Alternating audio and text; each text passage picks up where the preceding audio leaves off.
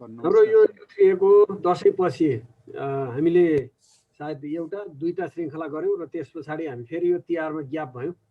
त्यो ग्याप पछि हामी फेरि आज जम्मा भएका छौँ। छठ पर्वकै सन्दर्भ छ र छठ पर्व हामी मनाइराखेको अवस्था छ।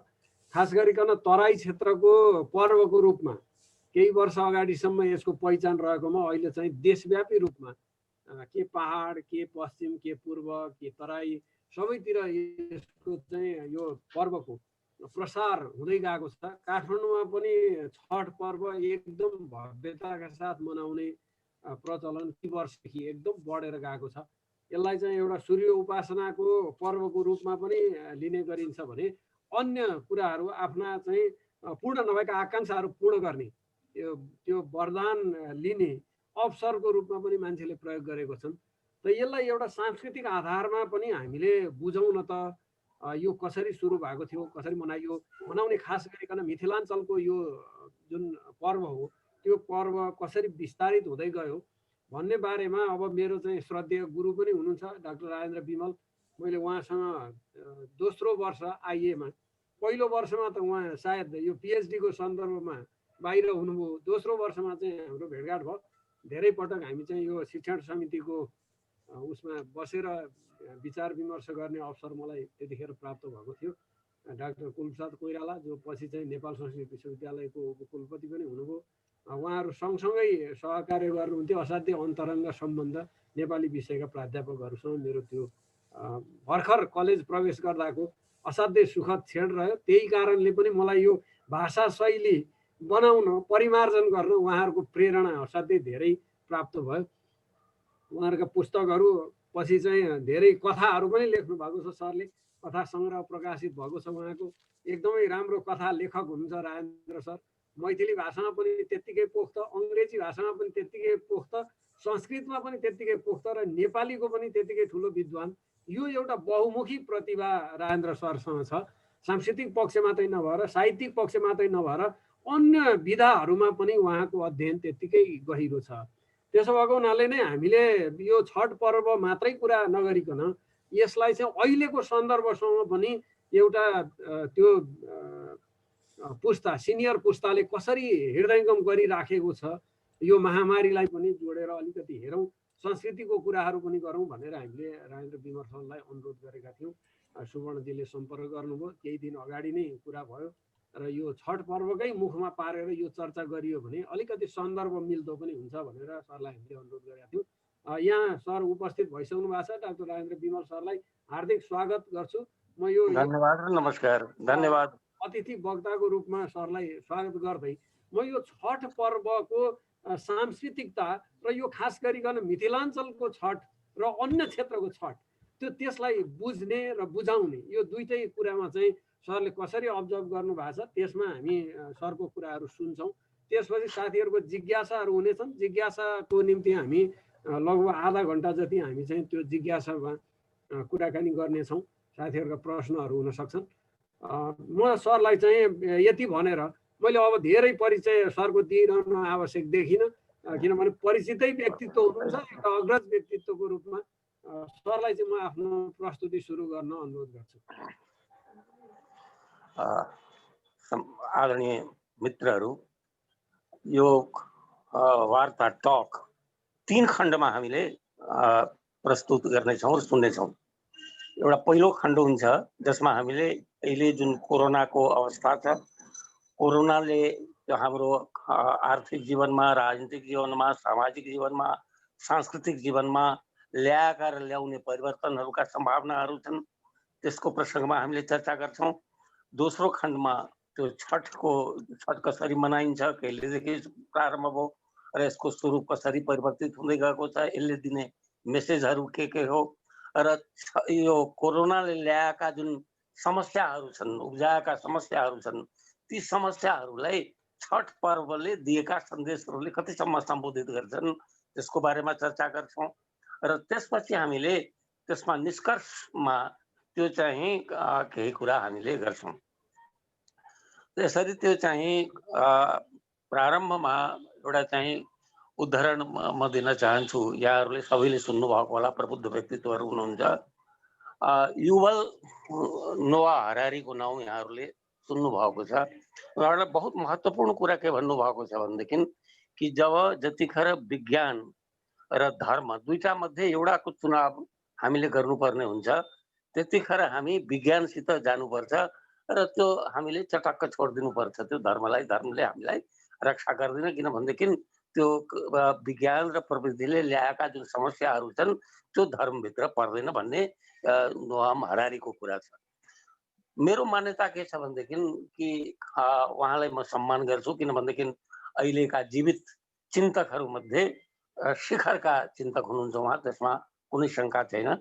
तर यी हाम्रा जुन सांस्कृतिक मूल्यहरू छन्, धार्मिक मूल्यहरू छन्, मेरो धारणा के छ भनेदेखि यी सांस्कृतिक र धार्मिक मूल्यहरू हामीले बुझ्नुपर्छ र विज्ञान र प्रविधिले ल्याएका उत्पादहरू खास गरेर ती उत्पादहरूको प्रयोग हामीले ती मूल्यहरूको आधारमा गरेनौँ भनेदेखि त्यो चाहिँ एटम बमको आविष्कार त भयो र त्यो चाहिँ धर्मको वा दर्शनको अथवा भनौँ त्यो आध्यात्मिकताको अथवा त्यो चाहिँ धार्मिक मूल्यको त्यसमा को आधारमा त्यसको प्रयोग यदि गरिएन भनेदेखि सर्वनाश हुन सक्छ।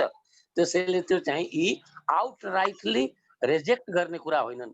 के हो यो त्यो चाहिँ तिहार के हो, छठ के हो, त्यो किन देउसी खेल्ने, किन त्यो चाहिँ दसैँ गर्ने, यी जति पनि हाम्रा खास गरेर हिन्दूहरूको बौद्धहरूको यी परम्पराहरू छन्, फेस्टिभल्स छन्, चाडबाडहरू छन्, ती सबै चाडबाडहरू वास्तवमा जातीय जीवनमा अन्तर्निहित जुन सर्वोच्च मूल्यहरू छन् त्यसको व्यावहारिक जीवनमा अभिव्यक्ति मात्रै भएको हो। त त्यसैले यी सर्वोच्च मूल्यहरू हामीले जसलाई सर्वोच्च मूल्य भनेका छौँ त्यो चाहिँ आउने परिस्थितिलाई कतिसम्म सम्बोधित गर्न सक्छ त्यसको आधारमा त्यसको उपादेयता मात्र होइन त्यसको उच्चताको पनि मापदण्ड हुन्छ। यदि त्यसले गर्न सकेको छ भनेदेखि त्यो उच्च हो, होइन भनेदेखि त्यसमा चाहिँ कुन कुन कुरा छन् जसलाई हामीले रिजेक्ट गर्न सक्छौँ र कुन कुन कुरालाई एक्सेप्ट गर्न सक्छौँ त्यो एउटा चिन्तनको विषय हो। हामी प्रबुद्धहरूले एकचोटि सोच्नै पर्ने हुन्छ यो 21औं शताब्दीको युगमा आएर कि कति कुरा हाम्रा त्यो अर्थहीन छन्, कसरी छन्, यसमा बहस तपाईँहरूले चलाउनु हो। त्यसको लागि चाहिँ यो सम्पूर्ण टिमलाई, सम्पूर्ण विद्वजनलाई म आभार प्रकट गर्दछु। मित्रहरू, एउटा कुरा त के देखिएको छ भनेदेखि यहाँबाट सुरु गरौँ त्यो कोरोनाको प्रसङ्गमा पहिलो खण्ड कि यहाँलाई थाहा छ वुहानमा जतिखेर त्यो यसको प्रकोप बढ्यो कोरोनाको, त्यहाँको गभर्मेन्टले बायोमेट्रिक ब्रेसलेट्सको प्रयोग गरेको थियो र त्यो बायोमेट्रिक सर्भेलेन्स ब्रेसलेट जुन थियो त्यसको काम थियो कुन मान्छे कहाँ आयो, कहाँ गयो, कोसित सम्पर्क गर्यो र त्यति मात्रै होइन कसको शरीरको ताप कस्तो कतिको छ, त्यसलाई कोरोना लागेको छ कि छैन, यो सम्पूर्ण कुराहरूको अब्जर्भेसन त्यो ब्रेसलेटले गरेको थियो र त्यो जति पनि इन्फर्मेसन्सहरू छन् ती सबै अल्गोरिदममा गएर त्यो सरकारी जुन जसरी अहिले हामी त्यो साइबर क्राइम हुँदाखेरि सबै त रिपोर्ट हुन्छ नि एउटा ठाउँमा, त्यसरी गरेर त्यो गभर्मेन्टको अल्गोरिदममा सबै गएर जम्मा हुन्थ्यो र त्यहाँबाट अब्जर्भेसन गरिन्थ्यो। भारतमा पनि त्यो एप्सहरूको प्रयोग भएको छ अहिले कोरोना कालमा। एउटा चिन्ता के भयो भनेदेखि यो परिस्थितिमा कि यो त राम्रो कुरो हो, किन भनेदेखि गभर्मेन्टले अब्जर्भ गरिराखेको छ र गभर्मेन्टले नै चिन्ता लिएको छ र त्यो त्यति मात्र होइन, त्यो चाहिँ मान्छे हाँसेको छ कि मान्छे दुखी छ कि यो सारा सर्भिलेन्स त्यसले एल्गोरिदममा दिन्छ गभर्मेन्टलाई भनेदेखि त्यो बहुतै राम्रो कुरो हो। तर विश्वका अहिले त्यसले यदि हाम्रो कुन कुरा सुनेर वा कसलाई देखेर हाम्रो मुटुको ढुकढुकी बढेको छ, हाम्रो मस्तिष्कमा के प्रतिक्रियाहरू भएका छन्, ती सबै कुरा यदि अल्गोरिदममा गएर जम्मा हुने हो र गभर्मेन्टले पत्ता लगाउने हो भनेदेखि त्यो भोलि गएर त्यो चाहिँ तपाईँले प्रचण्डको भाषण सुन्दाखेरि कस्तो अनुभव गर्नुभयो र त्यो चाहिँ रामचन्द्र पौडेलको कस्तो गर्नुभयो, त्यो कुरा तपाईँले प्रचण्डको कुरा सुनेर खुसी हुनुभएको छ मान्नुहोस् भनेदेखि र त्यो रामचन्द्र पौडेलको सरकार छ भनेदेखि त्यसले त कारवाही गर्ने भयो। अझ त्यो चाहिँ कोरियामा उत्तर कोरियामा किम इल जुङले भाषण दिएको छ, तपाईँ मनमनै रिसाउनुहुन्छ, त्यहाँको कुनै नागरिक ज्यादै रिसमा आएको छ भनेदेखि त्यसको त सत्यानाश हुने भयो हेर्नुहोस्। त्यसैले त्यो चाहिँ हाम्रो प्राइभेसी महत्त्वपूर्ण कुरो हो र त्यो चाहिँ प्राइभेसी र हेल्थलाई हामी प्रायोरिटी दिन्छौँ, त्यसमा चाहिँ कुनै शङ्का छैन। तर यदि हेल्थ सँगसँगै हाम्रो प्राइभेसी पनि मेन्टेन भयो भनेदेखि त्यो ठुलो कुरो हुन्छ। त त्यसैले त्यो चाहिँ के गरेर यसलाई त्यो जसरी त्यो गभर्मेन्टले हाम्रो सर्भिलेन्स गर्छ र निगरानी गर्छ, जनताले पनि सरकारको निगरानी गर्न सक्ने त्यो षड्यन्त्र कसरी तयार गर्ने हामीले र कसरी गर्ने एउटा चिन्ताको विषय। नम्बर 2 एउटा चाहिँ कोरोना सँगसँगै के एउटा अवस्था आएको छ भनेदेखि कि हेर्नुहोस्, हाम्रो मान्यता छ कि संसारका जति पनि उत्पाद छन् ती सबै राष्ट्रिय नभएर मानवीय हुनुपर्दछ। यसलाई फेरि सुन्नुहोस्, कुनै पनि संसारको उत्पाद त्यो चाहिँ कुनै राष्ट्रको सम्पत्ति हुनु हुँदैन, त्यो मानवीय हुनुपर्छ र मानव मङ्गलको लागि त्यसको उपयोग गर्न सक्नुपर्छ। जतिखेर इबोला आएको थियो अफ्रिकामा, त्यतिखेर अमेरिकाले लिडरसिप लिएको थियो र अमेरिकी लिडरसिपमा त्यो यो ग्लोबल जति छन् कन्ट्रीहरू जति छन् ती सबैले आदान प्रदान गरेको थियो। तर अहिले आएर अवस्था के भएको छ भनेदेखि यो कोरोना आइसकेपछि तपाईँले देख्नुभयो कि अमेरिका शत्रु बन्यो चीनको शत्रु बनेको छ भारतको शत्रु बनेको छ पाकिस्तान। अब एउटाको प्रविधिले त्यहाँ यदि कुनै प्रविधिले काम गर्यो कोरोनाको उपचारको लागि भनेदेखि त्यो प्रविधि अरूलाई नदिने भयो, त्यस्तो भयो। यसको परिणाम के हुन्छ?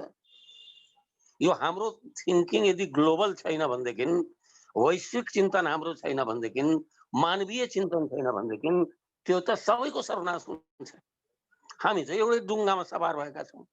त त्यसैले त्यो चाहिँ एउटा चिन्ताको विषय भएको छ र तपाईँले देख्नुभयो कि त्यो यो संसारमा अन्तर्राष्ट्रिय स्तरमा मात्रै भएको होइन, यो हामी कहाँ पनि भयो। कोरोना आयो र यसमा एकजुट हुनु पर्थ्यो। तपाईँले काठमाडौँबाट भोकै हिँडेका दोलखाका लागि हिँड्ने मान्छे बिच बाटैमा गएर मरेको छ। त्यसमा न सरकारको कुनै मान्छे आएको छ त्यसको रक्षा गर्न, न त्यसको प्रतिपक्षमा रहेको काङ्ग्रेसको कुनै मान्छे आएको छ एक मुठी चिउरा पनि लिएर त्यो उभिने, न मधेसवादी दलको कुनै मान्छे आएको छ। र परिणाम के भएको छ भनेदेखि यो फैलिँदै पनि गयो र धेरै मान्छेको अकाल मृत्यु भयो हामी कहाँ। यो जुन अमानवीयता बढ्यो, त्यो कोरोनाले एउटा चाहिँ चुनौती दिएको छ, एउटा समस्या खडा गरेको छ। त्यो चाहिँ यदि यसरी फुटेर बस्छौँ हामी भनेदेखि त्यो कसरी हामी माथि हाम्रो सामूहिक सर्भाइभलको प्रश्न यसले खडा गरेको छ विश्वभरि नै, राष्ट्रमा त हो। नम्बर 2 नम्बर 3 त्यो अहिले जुन आर्थिक भार परेको छ संसारमा, धेरै जसो मान्छेहरू तपाईँको जबलेस भएका छन्, जबै छैन। त्यो जुन संस्थानहरूमा काम गर्थे वा कम्पनीमा काम गर्थे, फ्याक्ट्रीमा काम गर्थे, त्यसको सामर्थ्य नै छैन त्यसलाई चाहिँ थेग्ने, त्यसलाई चाहिँ पाल्ने, अनि जबबाट निकालिए ती व्यक्तिहरू। त्यति अहिले त त्यति त्यो नै अवस्था छ। भविष्य कस्तो हुँदै गएको छ भने त्यो हेर्नुहोस्। एउटा चित्र अधिकारीजी म तपाईँलाई दिन्छु, मेरो विद्यार्थी पनि हुनुभएको हुनाले अरूलाई त अरू त मभन्दा बढी जान्ने हुन्, तर तपाईँलाई त अधिकारपूर्वक भन्न सक्छु, म स्नेहपूर्वक भन्न सक्छु। तपाईँ हामीलाई थाहा छ मान्छेमा एबिलिटी किसिमका हुन्छन्। एउटा चाहिँ फिजिकल एबिलिटी, अर्को चाहिँ कग्नेटिभ वा इन्टेलेक्चुअल एबिलिटी। हाम्रो जुन यो फिजिकल एबिलिटी थियो, फ्रेन्च रिभोल्युसनले मेकानिकल एबिलिटीमा ले त्यसलाई चाहिँ विस्थापित गरेको हो कि होइन? मेसिनहरूको प्रभुत्व बढ्यो कि बढेन? मान्छेहरू निकम्मा हुँदै गए र त्यसको ठाउँ लियो मसिनहरूले लियो र त्यो चाहिँ त्यसलाई रिप्लेस गर्यो।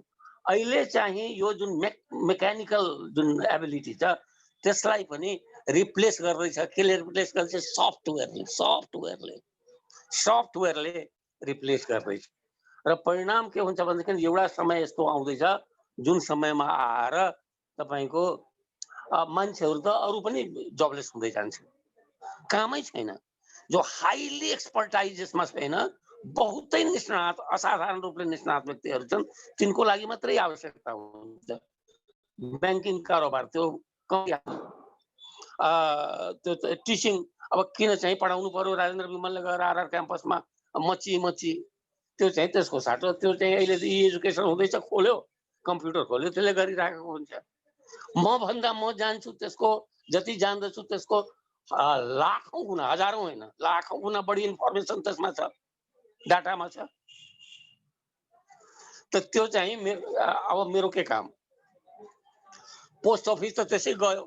हाम्रो अहिले फोनबाट कुरा गर्दैछौँ, पहिले चिठी लेख्नु पर्थ्यो, धेरै कुराहरू सोध्नु पर्थ्यो, अहिले त्यो छैन, आम्ने सामने कुरा गर्दैछौँ।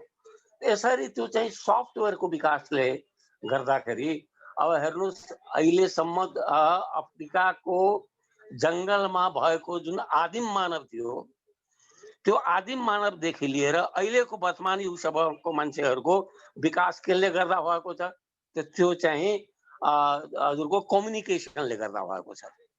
पशुहरूको विकास भएन, किनभनेदेखि उनमा कम्युनिकेसन सिस्टम त छ, त्यो ल्याङ्ग्वेज छैन। तर अब मान्छेहरूको कम्युनिकेसनको किन काम चाहियो? जति तपाईको एक्सपिरियन्स छ सब डाटामा छ, र एउटा कम्प्युटरले अर्को कम्प्युटरसित कुरा गर्न सक्छ कि सक्दैन? सकिहाल्छ नि। त्यो कम्प्युटरहरूकै कम्युनिकेसनले गर्दा त्यो चाहिँ धेरै काम हुन्छ, धेरै किसिमको एजुकेसन हुन्छ। त त्यसैले त्यो चाहिँ एजुकेसन सिस्टमको अब त्यो एउटा चाहिँ समस्या आउँदैछ। त्यो चाहिँ के हुन्छ, अहिलेसम्मको जुन एजुकेसन सिस्टम हाम्रो छ त्यसमा चाहिँ धेरै कुराहरू, अब धेरै साधनहरू त्यतिखेर थिएनन्, अनि हामीले कण्ठ गर्नुपर्ने थियो। इतिहासका पृथ्वीनारायण शाहले कति सालमा त्यो एकीकरण गरे, त्यसपछि कहाँ कहाँको विजय गर्यो, कुन मिति थियो, इत्यादि इत्यादि इत्यादि। त्यो चाहिँ घोक्दा कण्ठ पार्दा अधिकारीजी हैरान हुनुहुन्न। अहिले आवश्यकता छैन त्यसको। सारा कुराहरू जुन तपाईको हजारौं व्यक्तिका यस्ता किसिमका इन्फर्मेसनहरू तपाईको सफ्टवेयरमा छ। अनि यो सफ्टवेयरले जुनको विकासले जुन परिवर्तन ल्याएको छ, अहिले त फिनल्यान्ड गभर्नमेन्टले के गरेको छ भनेदेखि कि होइन, त्यो यो सफ्टवेयरको प्रयोगमा बन्देज लगाएको छ, बिस्तारै गर्नुस्, नभए मान्छेहरू सब निकम्मा हुन्छन्। डाटाहरूको प्रयोग गर्नलाई ट्याक्स, हेभी ट्याक्स त्यसले इम्पोज गरेको छ। त त्यो एउटा समस्या छ। अर्को समस्या, अब दुईटा तीनटा समस्याको बारेमा मात्रै कुरा गर्छु नि, त्यसपछि फेरि आउँछु म धेरै बोर गर्दिन।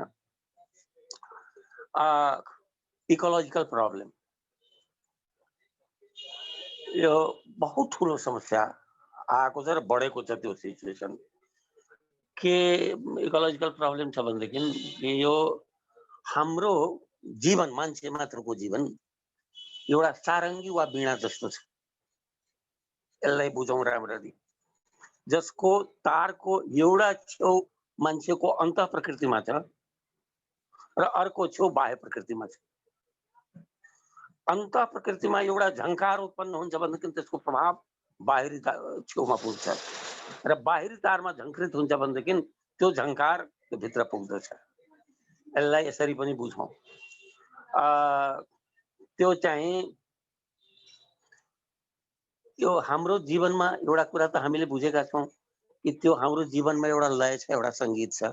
वीणाको कुरा मैले गरेको, हाम्रो मुटुको ढुकढुकीमा एउटा लय छ कि छैन? ढुकढुक ढुकढुक, लपडप लपडप विज्ञानले भन्छ। त्यो ढुकढुक ढुकढुक गर्न थाल्यो भनेदेखि जरुर कहीँ न कहीँ गडबडी छ। त्यो हाम्रो ब्लड सर्कुलेसनमा एउटा सङ्गीत छ कि छैन? छ कि छैन भन्नुहोस्? ब्लड सर्कुलेसन एउटा गतिमा हुन्छ, एउटा लयमा हुन्छ। हाम्रो सासमा एउटा गति छ कि छैन? एउटा लय छ कि छैन? त्यो लय बिग्रियो गर्न थाल्यो भनेदेखि अवश्य पनि कहीँ न कहीँ गडबडी छ कि छैन? त यसरी त्यो चाहिँ हामीले जब हाम्रो अन्त प्रकृतिमा त्यो प्रकृति बिग्रिएको हुनाले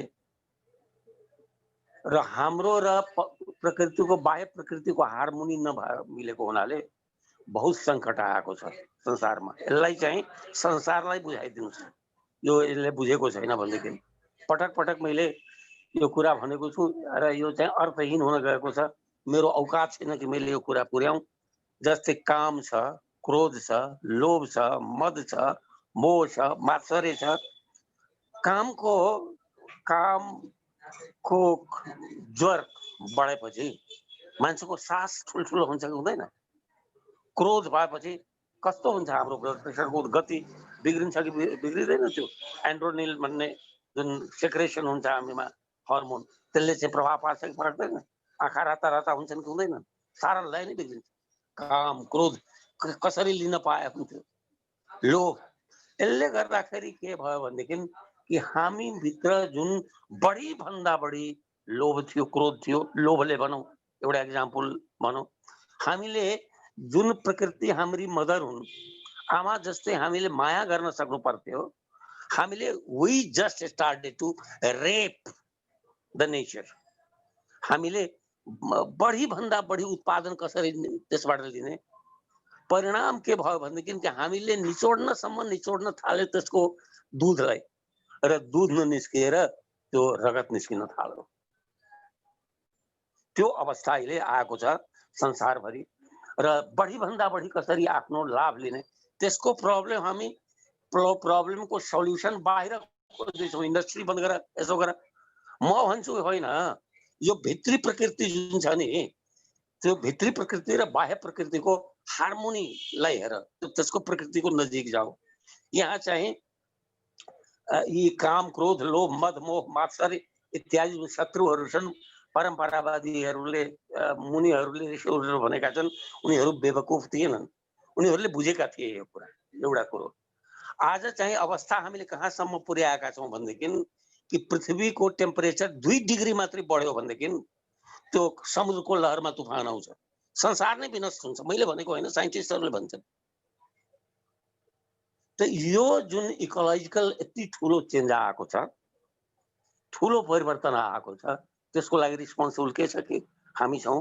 किनभनेदेखि हामीले हाम्रो प्रकृतिसितको जुन हार्मोनी थियो, त्यो हार्मोनीलाई हामीले बिगार्यौँ र हामी समाधान खोज्दैछौँ, अरू ठाउँमा खोज्दैछौँ, आफूभित्र खोज्दैनौँ। हामीले एउटा मात्रै प्रब्लम गरौँ, संसारभरि हामी खोज्दैछौँ कि त्यो चाहिँ टेरोरिज्म। आज हिंसा र टेरोरिज्मको नाउँमा अब जति पनि टेरोरिस्टहरू छन्, 9 खास गरेर 1911 पछि त्यो चाहिँ ट्विन टावरकोलाई जुन ध्वस्त गरे नि 11, त्यो 9/11 को घटना जुन हो, अमेरिकामा जुन घटना घट्यो, त्यो घटनापछि सबभन्दा बढी खर्च हुन्छ टेरोरिज्म। उनीहरूले वास्तवमा उनीहरूले केही एचिभ गरेका होइन, एचिभ गर्नलाई त्यसो गरेका होइनन्। दे आर नट इल्युमिनेटीका सदस्यहरू उनीहरू होइनन्। जुन इल्युमिनेटीहरूले संसारका को आधी भन्दा बढी लगभग 80% सम्पत्तिमाथि हावी भएका छन्। विन्डसाफ्टको नाउँ सुन्नु भएको होला। विन्डसाफ्टले आरम्भ गरेको थियो यो नयाँ अर्डर, वर्ल्ड अर्डर। त्यसका मेम्बरहरू संसारका धनी मान्छेहरू छन्, रथशिल्डहरू पनि त्यसैका, हिटलरहरू पनि त्यसैका थिए, सदस्य थिए। त्यो होइन, वास्तवमा यिनीहरू खालि पपुलरिटी चाहेका छन्। नाउँ यिनीहरूको चाहिएको छ, दहशत एउटा संसारमा चाहेका छन् यिनीहरूले।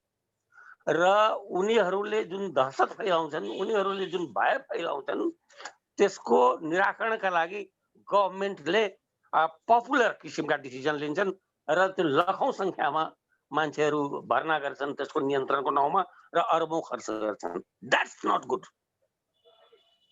त्यो रकम खुफिया किसिमले भय एउटा चाहिँ उत्पन्न गरेका छन् यिनीहरूले त्यो संसारमा, र भयभीत हामी हुन्छौँ। त्यसैले त्यो खुफिया किसिमले वास्तवमा यिनीहरूको ठेगाना कुन हो, यिनीहरूको जुन बारुद इत्यादिको सप्लाई सिस्टम छ, त्यसलाई कसरी ब्रेक गर्नुपर्छ, त्यसमा पो ध्यान दिनुपर्छ त। त्यसको निम्ति जुन कुरा डायबिटिज कसरी समाप्त गर्ने, कोरोनालाई नियन्त्रण कसरी गर्ने इत्यादि किसिमका जुन हामीले ऊहरू छन्, रोगहरू छन्, संसारमा पीडाहरू छन्, ती पीडाहरूको न्यूनीकरणमा हामीले लगाउन सक्छौँ। त्यो भोकको कसरी अन्त हुन्छ, भोकमरीको कसरी अन्त हुन्छ, त्यो चाहिँ कसरी मान्छेले आधारभूत कुराहरू रोटी, कपडा, मकान, दबाई, पढाइ इत्यादि कुरामा, त्यो चाहिँ जुन आधारभूत कुराहरू छन् त्यो चाहिँ कसैले अनुभव गर्न पाएको छैन। कुनै गभर्मेन्टले त्यसलाई प्रायोरिटी दिएको पाइँदैन। र त्यो चाहिँ केमा गर्व गरिन्छ भनेदेखि हामी कहाँ फलाना मिसाइलहरू आउँदैछ, फलाना ऊहरू आउँदैछ। अब त्यसमा चाहिँ राष्ट्रको गर्व बढाउने चेष्टा जुन भइराखेको छ त्यो एउटा चाहिँ चिन्ताको विषय। हामी बुद्धिजीवीहरू बनाउँदाहरू कमसेकम का लागि यो चाहिँ एउटा चिन्ताको विषय हो। र एउटा दुर्भाग्यपूर्ण अवस्था के छ भनेदेखि कि गभर्मेन्ट र मिडिया यी सबै एउटा चाहिँ अहिले समय आएको छ फेक कुराहरू। मैले यहाँलाई निवेदन गरेँ कि सम्पूर्ण संसार अहिले पाखण्डीहरूको हातमा छ। बहुत गलत मान्छेहरूको हातमा यो संसार गएको छ। जो ढोंगी छन्, कपटी छन्, छल प्रपञ्च गर्न जान्दछन्, करुणाशीलता छैन, सत्तालिप्सा मात्रै छ, त्यस्ता व्यक्तिहरूको हातमा यो संसार गएको छ। र होल सिस्टम जुन छ हाम्रो सोशल सिस्टमदेखि लिएर पोलिटिकल सिस्टम, इकोनोमिक सिस्टम, यी सारा सिस्टमहरू जति पनि सिस्टमहरू छन् ती सबै सिस्टमहरू वास्तवमा एउटा ठुलो सर्किल सिस्टम छ, पोलिटिकल सिस्टम। ती पोलिटिकल सिस्टमका जति पनि सिस्टम छन् सब सिस्टमहरू छन् र पोलिटिकल सिस्टम नै बिग्रिएको हुनाले त्यो सब सिस्टमहरू सबै बिग्रेका छन् कि छैन त्यो भन्नुहोस् मलाई। आज तपाईहरू सबै हामीले थाहा छ कि त्यो चाहिँ कुनै फिल्ड यस्तो छैन जहाँ इन्टेग्रिटी छ मान्छेमा। तपाईको दुधवाला आउँछ त्यसले पानी मिलाएर ल्याउँछ, तपाईको घरमा नोकर छ त्यसले दुधै खाइदिन्छ, तपाईले ड्राइभर राख्नु भएको छ पेट्रोलै बेचिलिन्छ त्यसले। यो यी चाहिँ मेवाको बिउ मिसाइदिन्छ त्यो मरिच भनेर पसलेहरूले। सबैले यो चाहिँ किन भनेदेखि त्यो पैसालाई सबभन्दा बढी महत्त्व हामीले दियौं र प्रतिस्पर्धामा लाग्यौं, म धनी हुने भन्ने प्रतिस्पर्धाले गर्दाखेरि त्यो सम्पूर्ण संसार अहिले बहुत गलत मान्छेहरूको हातमा गएको छ। यो चाहिँ चिन्ता लिनुपर्ने विषय हो। संसारको हाम्रो देशमा तपाईँ सोच्नुहोस् एकछिन, सबभन्दा राम्रो डाक्टर को जो हस्पिटलमा कम हेर्छ र क्लिनिकमा लर्को लागेको हुन्छ मान्छेको भन्छौँ बाफहरू बा, त्यहाँ त ठाउँै पाउनु गाह्रो छ। 4 दिन 6 महिना लिनुपर्छ त्यसको लागि पर्मिसन लिनुपर्छ। अर्थात् त्यो चाहिँ 6 महिनापछि मात्रै भेट हुन्छ, त्यो उनको चाहिँ क्वालिटी हो। हस्पिटलमै त्यो गभर्मेन्ट हस्पिटलमै देखेको भए त हुन्थ्यो नि त, हैन? सबभन्दा राम्रो इन्जिनियर को छ जसको इंजीनियर साहब को भवन हो यो। जितना बड़ा बेईमान उतना बड़ा मकान। कमिसन को पैसा कमाएको तर हामीले सलाम गर्छौं। सबभन्दा राम्रो वकिल को जो जसले मर्डर गरेर आएको मान्छेलाई पनि छोडाइदिन सक्छ, न्यायको लागि लडेको हैन त्यो सबभन्दा राम्रो वकिल। सबभन्दा राम्रो प्रोफेसर को जसले क्लासमा कम पढाउँछ र ट्युसन बढी गर्छ।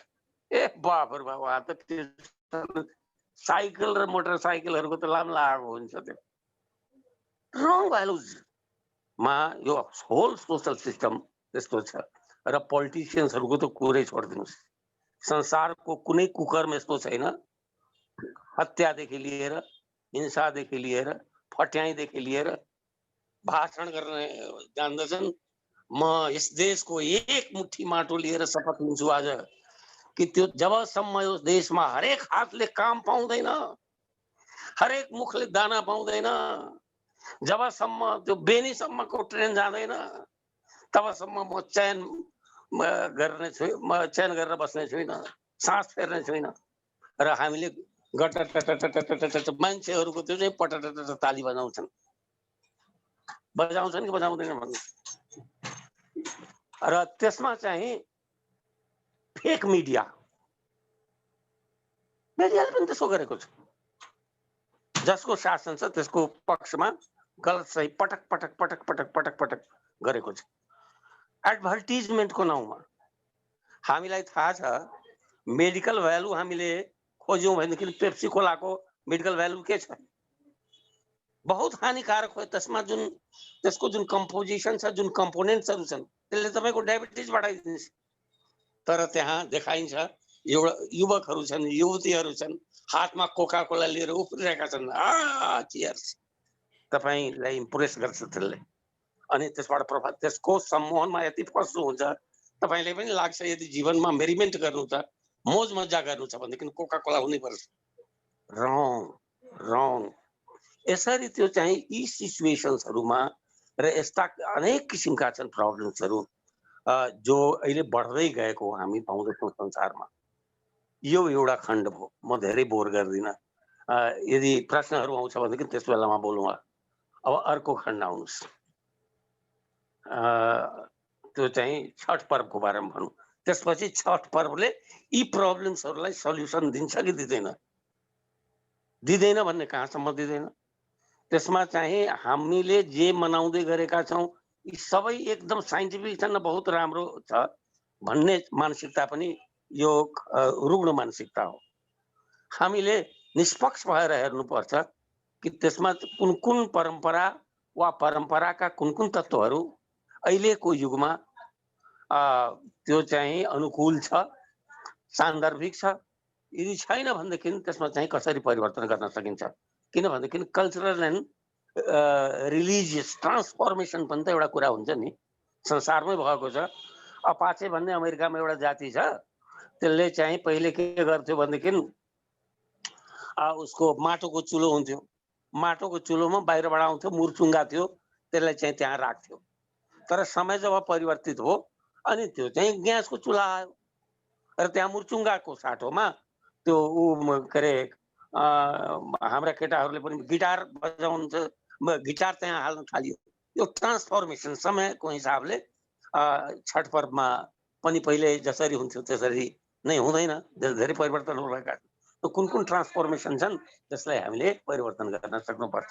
आउनुहोस् यसमा विचार गरौँ। त्यसपछि चाहिँ हामी चाहिँ तेस्रो खण्डमा हामीले त्यो चाहिँ कसरी सम्बोधित गर्छ भन्ने कुरामा हामीले विचार गर्नेछौँ। पहिलो कुरा मैले भनेको थिएँ, यहाँलाई सम्झना छ होला, कि त्यो चाहिँ हेल्थका कुरा हामीले गरेका थियौँ कि हेल्थले गर्दाखेरि हेर्नुहोस् यो गभर्मेन्ट जुन अराजकतातिर जाँदैछ, यो बायोमेट्रिक हामीले ब्रेसलेटका जुन सर्भिलेन्स ब्याट्रीका कुरा गऱ्यौँ, त्यो किन छ भनेदेखि त्यो why should the government impose rules over us? गभर्मेन्टले किन गर्नु पर्यो? यदि स्वतः प्रेरित हामीले केही गर्छौँ भने त्योभन्दा राम्रो के को कुरा हुन्छ? त हामीले हाम्रो यो छठले दिएको भ्यालुजहरूलाई एकचोटि विचार गरौँ। यसमा चाहिँ जति पनि तपाईँलाई थाहा छ, पहिले चाहिँ छठको बारेमा बताउँ के हुन्छ अनि मात्रै सजिलो हुन्छ बुझ्नलाई। ती मित्रहरूलाई जो मित्रहरू छठसित धेरै परिचित हुनुहुन्न, तपाईँलाई त मभन्दा बढी थाहा छ होला, यहीँ हुर्केको यहीँ तपाईँलाई सब थाहा छ। एउटा चाहिँ हामीलाई थाहा छ कि यो 4 दिनको पर्व हुन्छ। पहिला दिन त्यो चौथको दिन, जसलाई हामीले नहान खान भन्छौँ, र त्यो दिन चाहिँ माछा र त्यो चाहिँ हजुरको मासु, लसुन, प्याज इत्यादि खाइँदैन। त्यो मडुवा भनेको तपाईँलाई त थाहा छ। कोदो सर, मडुवा भने कोदो। त्यही भन्दैछु। उहाँहरूले बुझ्नुभयो, तपाईँले त जवाब दिन सकिहाल्नुहुन्थ्यो। उहाँहरूबाट जवाबको आशा मैले गरेको। त्यो कोदोलाई मडुवा भनिन्छ। त्यो चाहिँ कोदो इत्यादिहरू वर्जित हुन्छ। त्यो दिनभरि त्यसै बसिन्छ र त्यो स्नान गरिसकेपछि मात्रै त्यो सबै छाडेर अनि भोलिपल्ट हुन्छ खरना, क्षरण, पापहरूको क्षरण। त्यो दिन एकदम दिनभरि निर्जल भएर बसिन्छ र त्यसपछि राति हजुरको त्यो गुडको खीर, त्यो चाहिँ दुधवाला खीर त हुन्छ तर चिनीवाला होइन, त्यो चाहिँ गुडको खीर हुन्छ, त्यसलाई पायस र त्यो चाहिँ चन्द्रमालाई देखाएर त्यसपछि त्यो नै ग्रहण गरिन्छ खरनाको दिन। थाहा छ, धेरैजनालाई थाहा छ यहाँहरूमध्ये।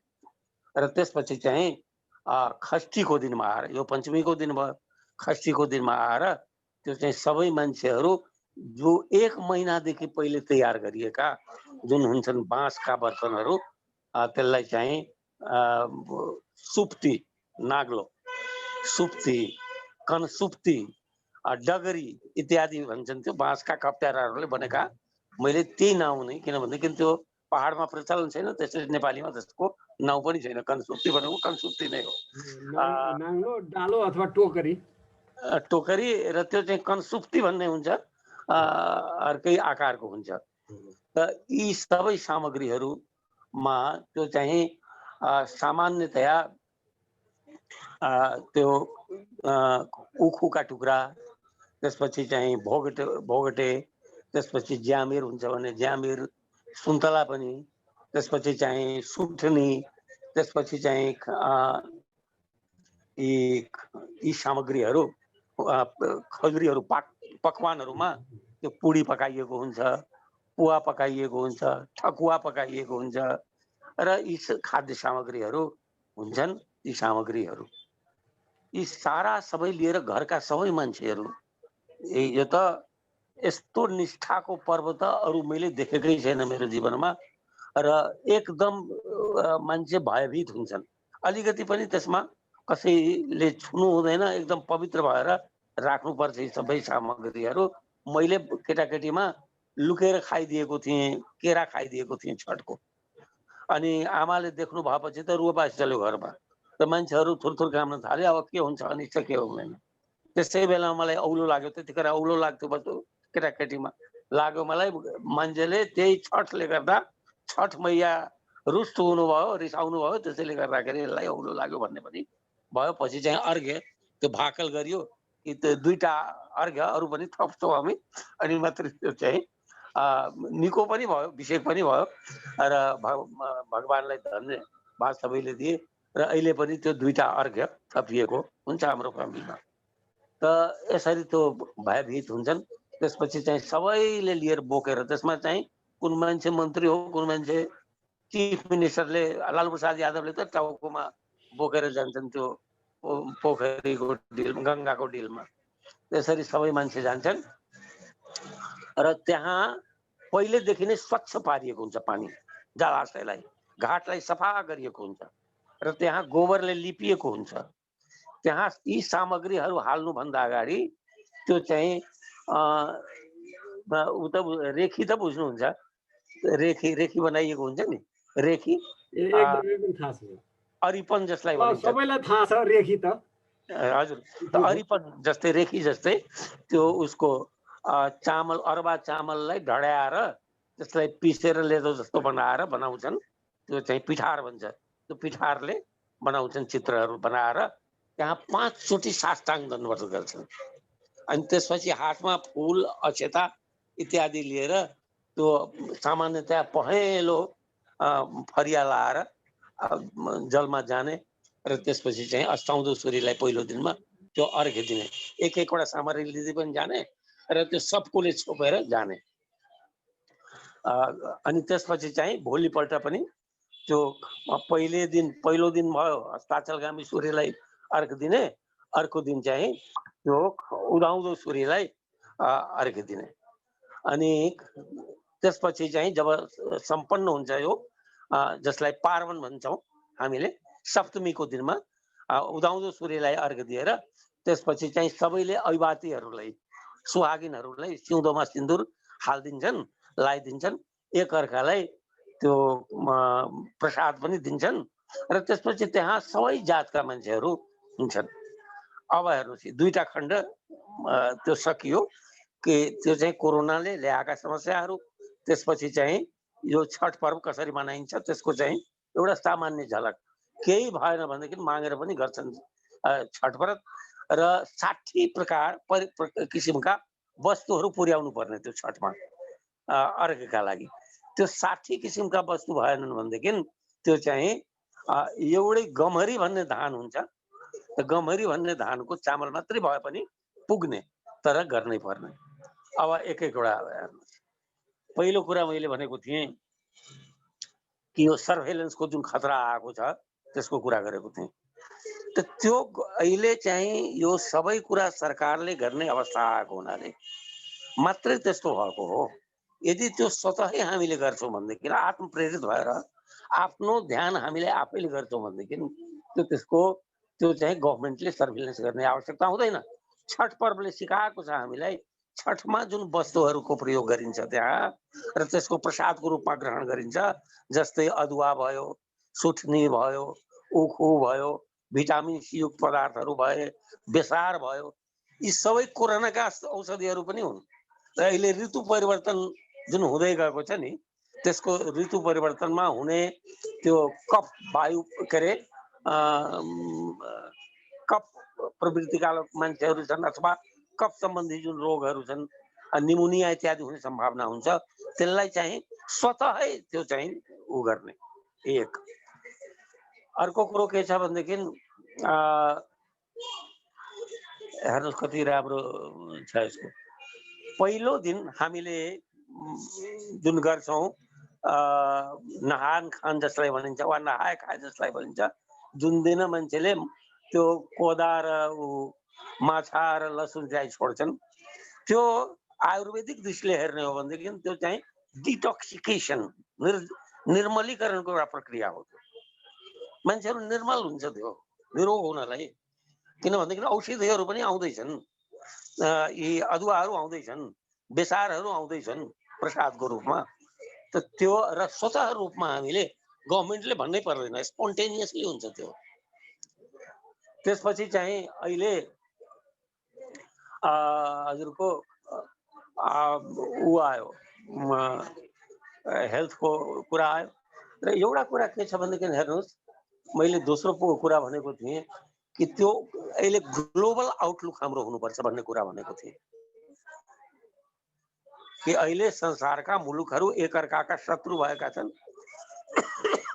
कोरोनाका त्यो भ्याक्सिनहरू पनि आयो भनेदेखि आपसमा सेयर गर्ने अवस्थामा छैनन्, जुन सर्वाधिक चिन्ताको विषय छ। छठ पर्वले हामीलाई सिकाएको छैन एउटै घाटमा न जात छ, न पात छ, न लिङ्ग छ, न कुनै भूगोल छ, केही छैन, न कुनै वर्ग छ, सबै एक ठाउँमा भएका छन्। यो जुन आपसको human relationship is the best relationship in the world. यो भन्दा राम्रो के हुन्छ? यो कुरा यदि अहिले बाइडेनले सिक्नुहुन्छ छठले भनेदेखि संसारको ठुलो कल्याण हुन्छ कि humanity is above all nations. मनुष्यता नेसनल बाउन्ड्रिज भन्दा त बहुत माथिको कुरो हो। त्यसैले यो एउटा शिक्षा दिएको छ र मलाई त संसार मेरो औकात संसारसम्म पुग्ने त छैन, सजाय मात्रै दिन सक्छु, तर यो देशको नागरिक हो हैसियतले यो देशमा कमसे कम हामीले यो सिक्न त सक्छौँ छठ बार।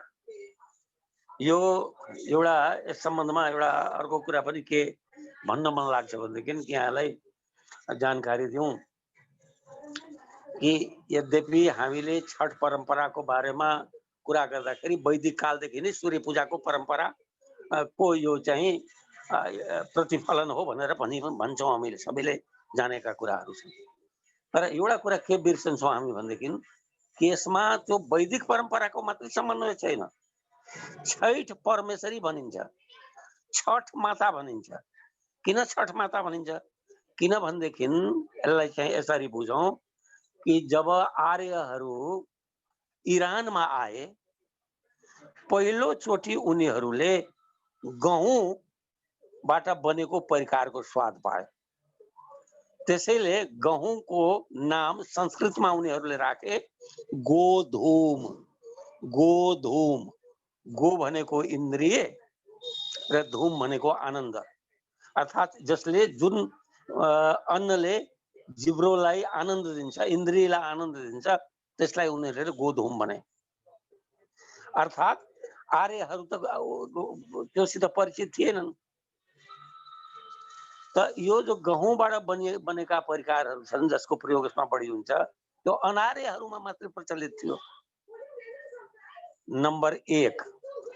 र यहाँलाई अवश्य जानकारी छ, हामी कहाँ जति सुन्दै हुनुहुन्छ विद्वानहरू, मभन्दा बढी जान्नेहरू, उहाँहरूलाई अवश्य थाहा छ कि धेरै यस्ता किसिमका अपाचे जस्ता अमेरिकाका धेरै यस्ता आदिवासीहरू छन्, जनजातिहरू छन्, जसले सूर्यलाई स्त्री रूपमा र चन्द्रमालाई पुरुष रूपमा देख्छन्। त्यसको कारण के छ भनेदेखि उनीहरूको तर्क छ कि त्यो सूर्यको के पराक्रम, उसको के पुरुषार्थ, उसको के मर्दानगी नै छैन। पुरुषत्व त किन भनेदेखि त्यो त दिउँसो त त्यसै पनि उज्यालो हुन्छ, त्यसमा सूर्यले उज्यालो दिएर के गर्छ। त्यसैले सूर्यको परिकल्पना गरिएको छ नारीको रूपमा र चन्द्रमाको परिकल्पना गरिएको छ पुरुष रूपमा धेरै जनजातिहरूमा। यसबाट के थाहा हुन्छ भनेदेखि कि अहिले जुन हामीले छैठ परमेश्वरी भन्छौँ, त्यसको तात्पर्य के हो भनेदेखि कि त्यो चाहिँ यहाँ सूर्यलाई नारीको रूपमा सम्पूजित गर्ने अनार्य परम्परा थियो। अर्थात् त्यो चाहिँ वैदिक र अनार्य, आर्य र अनार्य परम्परा दुईटैको समन्वय हुँदै गएको छ। It's an evolution. यो जुन अहिले जुन रूपमा हामीले देख्छौँ त्यो चाहिँ एकैपटक यसै रूपमा आएको होइन। इभोल्युसनरी कोर्समा धेरै कुराहरू बदल्दै अनि अहिलेसम्मको अवस्था आएको हो। त त्यसैले छठ परमेश्वरी हामीले भन्छौँ। त एउटा कुरा जुन कुरा हामीले कुरा गऱ्यौँ अहिले कि वैश्विक दृष्टिको कुरा हो, त्यसमा चाहिँ यसले सम्झाउँछ हामीलाई कि हाम्रो वास्तवमा जुन जातीय सोच छ, हाम्रो लैङ्गिक जुन सोच छ, हाम्रो जुन भौगोलिक जुन सोच छ, हाम्रो साम्प्रदायिक जुन सोच छ हाम्रो, त्यो एकदम यो भन्दा ठुलो मूर्खता कोही हुनै सक्दैन। किन भनेदेखि त्यो धेरै अन्तर्घुलन हुँदै आएको छ समाजमा प्रारम्भदेखि नै। त्यसैले हामीले यी सबै कुरालाई बिर्सेर हामी चाहिँ एउटा मानवकै रूपमा मात्रै, अर्थात् मानवीय रूपमा मात्रै सोच्नु पर्दछ जुन कुरालाई पनि। र कुनै पनि उत्पाद, यसलाई फेरि सुन्नुहोस्, कुनै पनि उत्पाद यदि राष्ट्रिय मात्रै छ, मानवीय छैन भने मानव जातिको लागि ठुलो सङ्कट खडा गर्छ। त्यसले संसारको प्रत्येक उत्पाद, महत्त्वपूर्ण उत्पादहरू, प्रोडक्सन्सहरू को प्रयोग त्यो मानवको हितमा गर्न सक्नुपर्छ। त्यो भएन भनेदेखि त्यो यदि कुनै राष्ट्र विशेषले, सम्प्रदाय विशेषले, जात विशेषले प्रयोग गर्न थाल्यो भनेदेखि त्यो चाहिँ एटम बमको प्रयोग त हुन्छ, त्यो साइन्स एन्ड टेक्नोलोजीको विकासको कारण, तर त्यसले विध्वंस मात्रै मचाउँछ यदि मानवीय दृष्टिकोण भएन भने। यो कुरा छठले हामीलाई पटक पटक बताउँछ। त्यसैले यो हामीले त्यसमा अन्तर्निहित त्यो जुन जीवन दृष्टि छ त्यसलाई बुझ्न सक्नु पर्यो, त्यसलाई चाहिँ मनन गर्न सक्नु पर्यो, मन्थन गर्न सक्नु पर्यो। नम्बर 2। नम्बर 3 मैले भने कि जबलेसनेसको समस्या छ, बढ्दै गएको छ कोरोना पछि। किन बढ्दै गएको छ भनेदेखि बहुत दुर्भाग्यपूर्ण अवस्था छ कि हामी जे कुरामा पनि जबमा डिपेन्डेन्ट धेरै हुन थाल्यौँ। Why should we be dependent on jobs only, governmental or non-governmental? त्यो चाहिँ विकल्प छ नि हामी कहाँ। जबलाई नै यति महत्त्व किन दिने थियो? यी छठमा जति पनि उत्पादहरू आएका छन् ती सबै कृषिबाट आएका छन्। नयाँ फसल भएको छ, त्यो उखुको नयाँ फसल भएको छ, गहुँको, अनि यो आएको छ। यसले हामीलाई रिमाइन्ड गरेको छ हामीले हाम्रा जुन खेतबारीहरू थिए आज चाहिँ बाँझो भइराखेका छन्। हामी धाउँदैछौँ कतार र दोहा र दुबई, र त्यसले त्रासदी मात्रै जीवनलाई निम्ताएको छ, सबलाई थाहा छ। त्यसैले छठ पूजाले जुन यो सन्देश दिएको छ कि हामी हाम्रो उत्पादलाई बढाउन सक्नुपर्छ, त्यो चाहिँ बहुत ठुलो मलाई लाग्छ सन्देश हो, जसलाई हामीले बुझ्न सक्नु पर्यो र त्यसलाई चाहिँ मनन गरेर हामीले फेरि गभर्मेन्टले पनि के सोच्नु पर्यो भनेदेखि कि अहिले जुन ग्यारेन्टी छैन, हामीले कृषि बिमा जस्तो बिमा हामीले स्थापित गर्नुपर्छ, ताकि त्यो कसैलाई भय नहोस् उत्पादन हुन्छ कि हुँदैन, नभए पनि गभर्मेन्ट त्यसलाई जिम्मेवार हो, बिमा भएको छ उसको। इत्यादि कुराहरू जुन हामी कहाँको माटो पन्जाबको माटो भन्दा 5 गुणा बढी त्यो तपाईको उर्वर माटो थियो, जनकपुरको माटोको कुरा गरेको मैले। तर आज जनकपुर भन्दा 8 दोब्बर बढी उत्पादन त्यहाँ हुन्छ। हिजोसम्म हामी निर्यात गर्ने अवस्थामा थियौँ। आज हामीले सबै प्रोडक्ट्सहरू धान चामलदेखि लिएर तरकारीसम्म त्यहाँबाट ल्याउँदैछौँ। अत्यन्त दुःख लाग्छ। उसले बोर्डरैले बन्द गरेको छ र वात्तै बढेको छ, सबै तरकारीको भाउ बढेको छ। हामीले किन्न सक्ने अवस्थामा भोलि हुन्छौँ कि हुँदैनौँ भन्ने चिन्ताको विषय छ। 120 रुपियाँ 180 रुपियाँसम्म त्यो काउलीको भाउ गएको यहाँलाई सम्झनै छ। आजसम्म यो अवस्था थियो, काठमाडौँमा पनि त्यही अवस्था थियो। हामीले त्यो मोरिङ्गा भन्छन् नि, मोरिङ्गा यहाँलाई सम्झन थाहा छ कि छैन? मोरिङ्गा थाहा छ सर। थाहा छ। मोरिङ्गा जसलाई चाहिँ ड्रम बिट भन्छन्, के भन्छन् त्यसलाई हैन, त्यो मोरिङ्गा सम्पूर्ण देशमा वर्षभरिमा लगभग 9 करोडको हुन्छ हामी कहाँ आया। How ridiculous it is. हाम्रा जुन आलीहरू छन् त्यसमा लगाइदिए पनि हुन्छ। यति ओबामाले 2005 मा एउटा कुरा भनेको मलाई सम्झना छ। बोस्टन भन्ने ठाउँमा उनले भाषण दिए र के भने भनेदेखि त्यो बोस्टन राज्य गरी भएको एउटा कारण के छ भनेदेखि कि हामीलाई बोस्टनका मान्छेलाई हाम्रा रिसोर्सेसहरू के हुन् समृद्ध हुने ती कुराहरूलाई हामीलाई थाहा छैन। यदि त्यसलाई हामीले आइडेन्टिफाई गर्न सकेको भए त्यो बोस्टनको अवस्था हुने थिएन। एकदमै दुर्भाग्यपूर्ण अवस्था के छ भनेदेखि कि हामी कहाँ सम्पूर्ण स्रोतहरू, त्यो चाहिँ टुरिज्मको स्रोतदेखि लिएर, खेतीको स्रोतदेखि लिएर, वनको स्रोतदेखि लिएर, जलको स्रोतदेखि लिएर र अनएक्सप्लोर्ड त कति छन् त्यो माइन्सहरू र अरूका कुराहरू हामीले एक्सप्लोरै गर्न सकेका छैनौँ। यार्सा गुम्बासम्मको व्यवस्थापन गर्न सकेका छैनौँ, इत्यादि इत्यादि। त त्यो एकचोटि चाहिँ यसले सम्झाएको छ हामीलाई आफ्नै उत्पादन त्योलाई अर्घ्यमा चढाउने परम्परा राखेर कि त्यो चाहिँ हामीले हाम्रा उत्पादनहरू के हुन्, हामीले हाम्रो विकास कसरी गर्ने, कसरी त्यो चाहिँ जुन देशमा हिमालय जस्तो देश छ हाम्रै देशको हो, त्यहाँ हामीले टुरिज्मको लागि सोच्नु पर्ने हुन्छ। यति कल्चरली रिच देशमा हामीले सोच्नु पर्ने हुन्छ। त यी सबै कुरालाई रिमाइन्ड गरेको छ हजुरको यसमा चढाइने यी वस्तुहरूले। त्यसपछि चाहिँ यो जुन इकोलोजीको कुरा हामीले गर्यौं, यहाँलाई थाहा छ कि कति कन्सियस छ इकोलोजीको बारेमा यो पर्व। यो अहिले भर्खर गएको छ पावस ऋतु। पावस ऋतु भनेको वर्षा ऋतु र त्यो चारैतिर झमझम पानी परेको थियो, चारैतिर हिलै हिलो थियो, पोखरी र जलाशयहरू त्यो हिलाम्मे भएका थिए। र यो छठ पर्व आयो, यसले सम्झायो होइन यो जम्मै जलाशयलाई सफा स्वच्छ गर्नुपर्छ, घाटहरूलाई स्वच्छ गर्नुपर्छ, पर्यावरणलाई स्वच्छ गर्नुपर्छ र त्यो चाहिँ यो हाम्रो निम्ति नमस्य हो यो।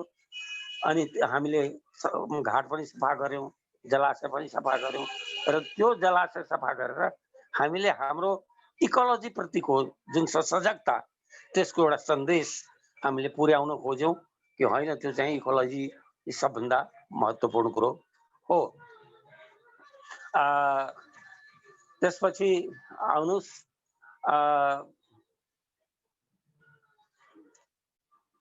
यो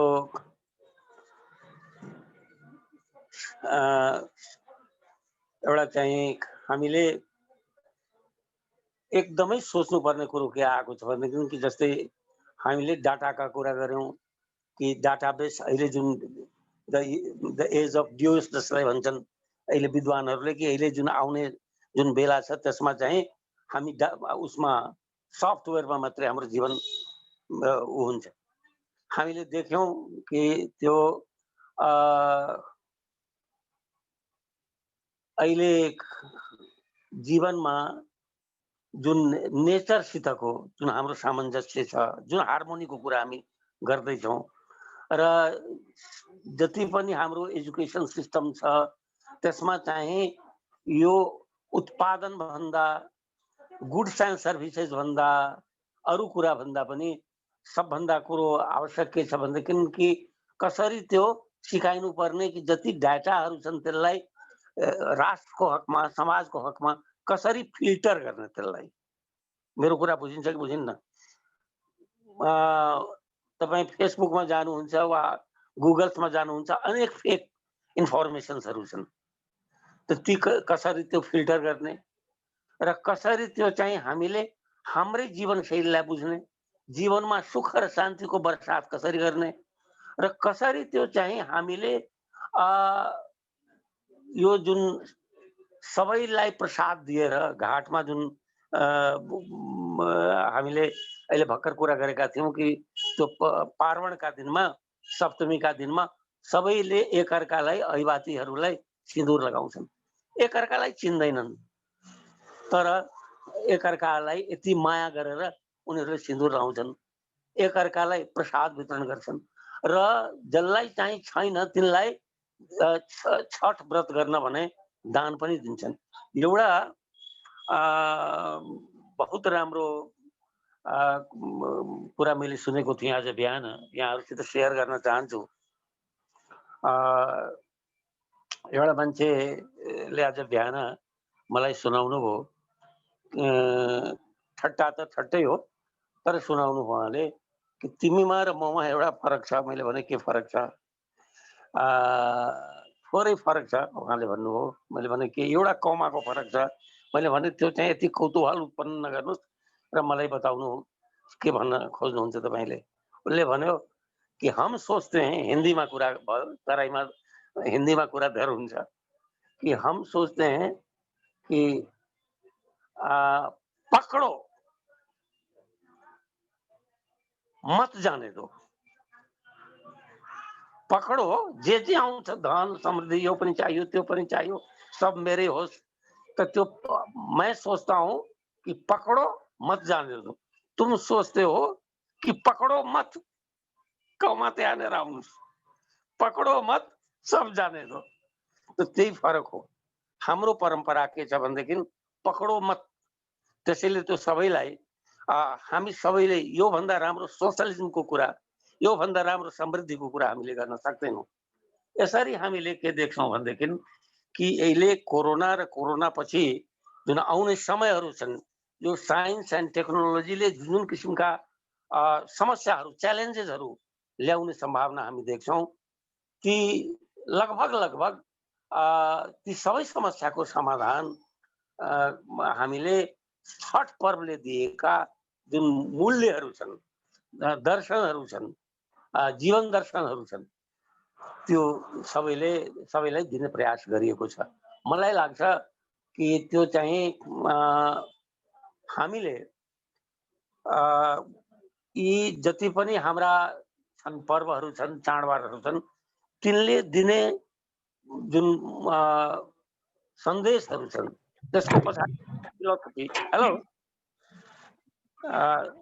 सुनिन्छ कि? सबै कुरा त्यसमा यथावत अनुकरण गर्नुपर्छ भन्ने पनि छैन।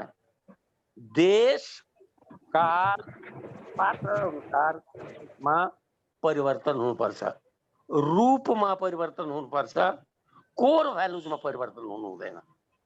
छठले दिएका जुन कोर भ्यालुजहरू छन् त्यसको कुरा हामीले गर्यौं, तर देश काल पात्र अनुसार अहिले कोरोनाको अवस्था छ। राजेन्द्र विमल जस्तो मान्छेले, बुढो मान्छेले पनि हैन पोखरीमा गएर 4 घण्टा स्नान गर भनेर भन्यो र उतातिरबाट आएर निमोनियाले मर्यो भनेदेखि त्यो व्रतालु त्यसको जिम्मेवार राजेन्द्र विमल हुने छैन। त्यसैले अहिले त भन्न सक्नुपर्छ कि आफ्नै घरमा यदि स्नानको व्यवस्था छ भने लालु यादवले गरेका छन्, आफ्नै स्विमिङ पुलमा पनि गर्नेहरू छन्। यदि यो चाहिँ सम्भव छैन भनेदेखि वहाँ के अरे कमसेकम भौतिक दूरी त कायम गर्न सकिन्छ, डिस्टेन्सिङ त कायम गर्न सकिन्छ, त त्यो चाहिँ गर्न सक्नु पर्दछ। र यसलाई चाहिँ कोरोनाबाट सुरक्षित हुँदै हामीले यो पर्व मनाउनु पर्दछ। योलाई ठ्याप्पै बन्द गर्नुपर्छ भनेदेखि यस्तो यो चाहिँ यो बहुत यस्तो पाप म गर्दिनँ, किनभनेदेखि माओ सेतुङले भनेको एउटा कुरा म सम्झन्छु, जतिखेर बुद्धिस्ट मोनास्ट्रीहरूलाई चीनबाट उन्मूलन गर्नुपर्छ भनेर भनिएको थियो, त्यतिखेर माओ सेतुङले बहुत महत्त्वपूर्ण कुरा गर्नुभएको थियो कि जनताको आस्थालाई यदि तिमीले उखेल्ने चेष्टा गर्छौ भनेदेखि जनताले तिमीलाई पनि उखेलेर छोड्छ। म मेरो सोसाइटीबाट नेपाल सिङ्गो नेपाल मेरो घर हो, त यो सोसाइटीले, नेपालको सोसाइटीले मलाई उखेलेर फाल्दोस् त्यो म चाहन्न। मलाई चाहिँ सबैले माया गरून् भन्ने चाहन्छु। त त्यसैले त्यो चाहिँ यो छठ पर्व वा अन्य कुन पर्वहरू छन् त्यो मनाउन सक्नुपर्छ। खाली परिस्थिति अनुसार त्यसमा यदि परिवर्तनको आवश्यकता छ भने, कर्मकाण्डमा रिचुअल्समा यदि परिवर्तनको आवश्यकता छ भने त्यो गर्न सक्नुपर्छ। र मलाई लाग्छ छठ माताको कृपाले, हाम्रा देवी देवताहरूको कृपाले हामी सबैको मङ्गल हुन्छ र अन्त्यमा चाहिँ भवतु सब मङ्गलम, हामी सबैको मङ्गल होस् यति भनेर मलाई लाग्छ। म घरि पनि हेर्दैछु, अहिले 7:06 भएको छ। त्यसैले त्यो चाहिँ अब म प्रश्नहरू मात्रै इन्भाइट गर्छु, त्यसपछि चाहिँ त्यस क्रममा अरू कुराहरू बताउनु। हस् सर, धेरै धेरै धन्यवाद। यो विज्ञान, प्रविधि र महामारी तीनवटै कुरालाई जोडेर सरले जुन यो छठ पर्वको बारेमा चर्चा गरिदिनु भयो, त्यसले हामीलाई यसलाई कसरी हेर्नुपर्छ, अहिलेको प्राविधिक च्यालेन्ज र यो विज्ञान र प्रविधिको युगमा भन्ने कुरा पनि थोरै यसलाई सम्बद्ध गर्नलाई बडा सजिलो पनि भयो।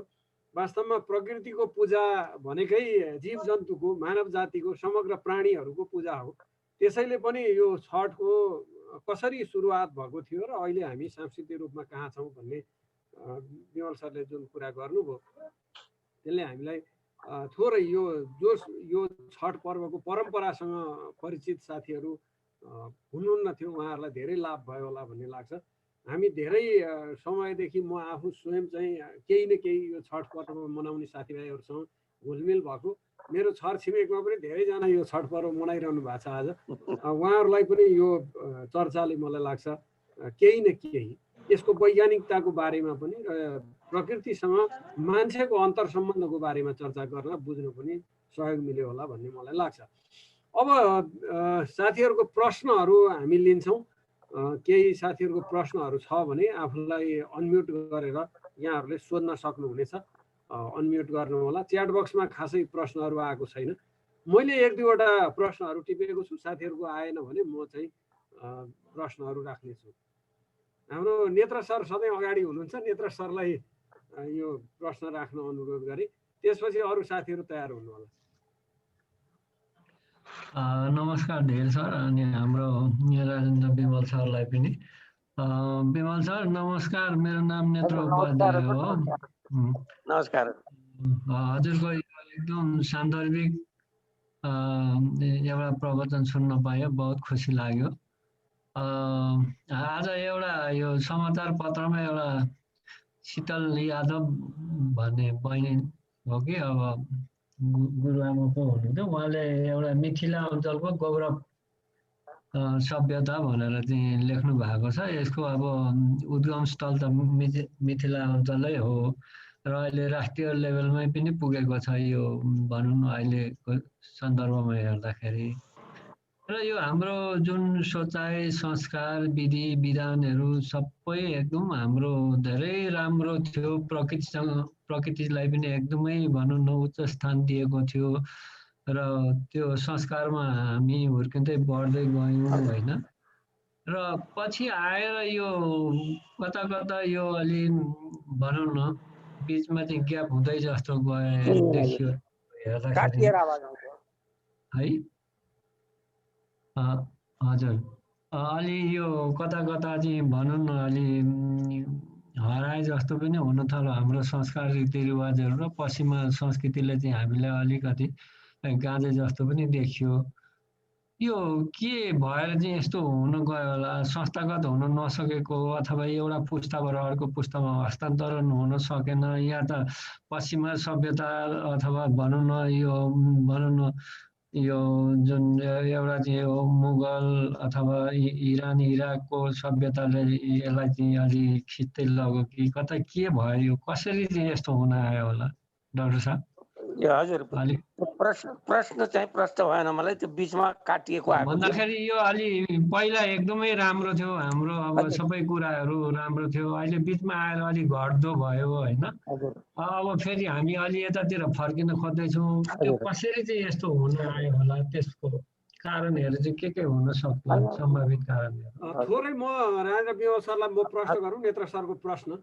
यो हजुर प्रकृतिसँगको मान्छेको जुन अन्तर सम्बन्ध थियो त्यो केही समय यता चाहिँ हामी खास गरिकन यो प्रकृति पूजक भनेर भनिएका आर्यहरू नै हिन्दूहरू नै त्यसमा कमजोर पर्न थालेको देखिन्छ र पश्चिमी हावा अलिक बढी लागेर हो कि यसको कनेक्सन कहाँनिर टुट्दै छ, के कारण होला भन्ने नेत्र सरको जिज्ञासा रहेछ।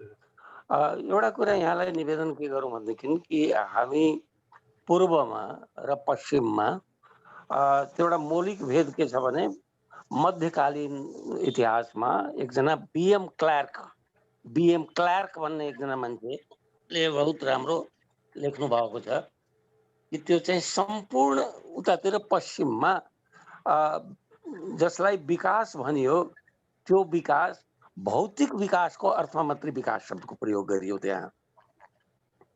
र हामी कहाँ त्यो चाहिँ भौतिक विकास भन्दा पनि आध्यात्मिक विकासलाई बढी जोड दियो। परापूर्व कालदेखि नै हामी पाउँदैछौँ, वैदिक कालदेखि नै हामी पाउँदैछौँ कि त्यो चाहिँ हामीले आध्यात्मिक चिन्तन खास गरेर त्यो चाहिँ वेदपछि जुन जति पनि हाम्रा उपनिषदहरू छन् ती सबै उपनिषदहरूमा मौलिक प्रश्नहरू गरिएका छन् र त्यसको उत्तर दिएका छन्।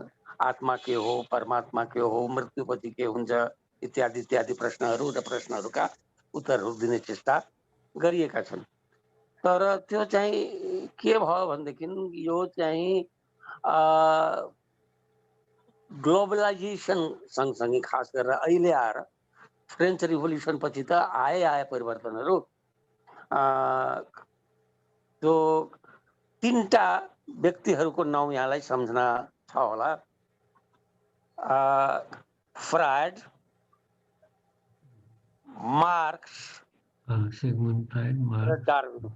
ओके होइन हजुर, हो, तीनटा यिनीहरूको चिन्तनले समग्र संसारको चिन्तनलाई प्रभावित गर्यो।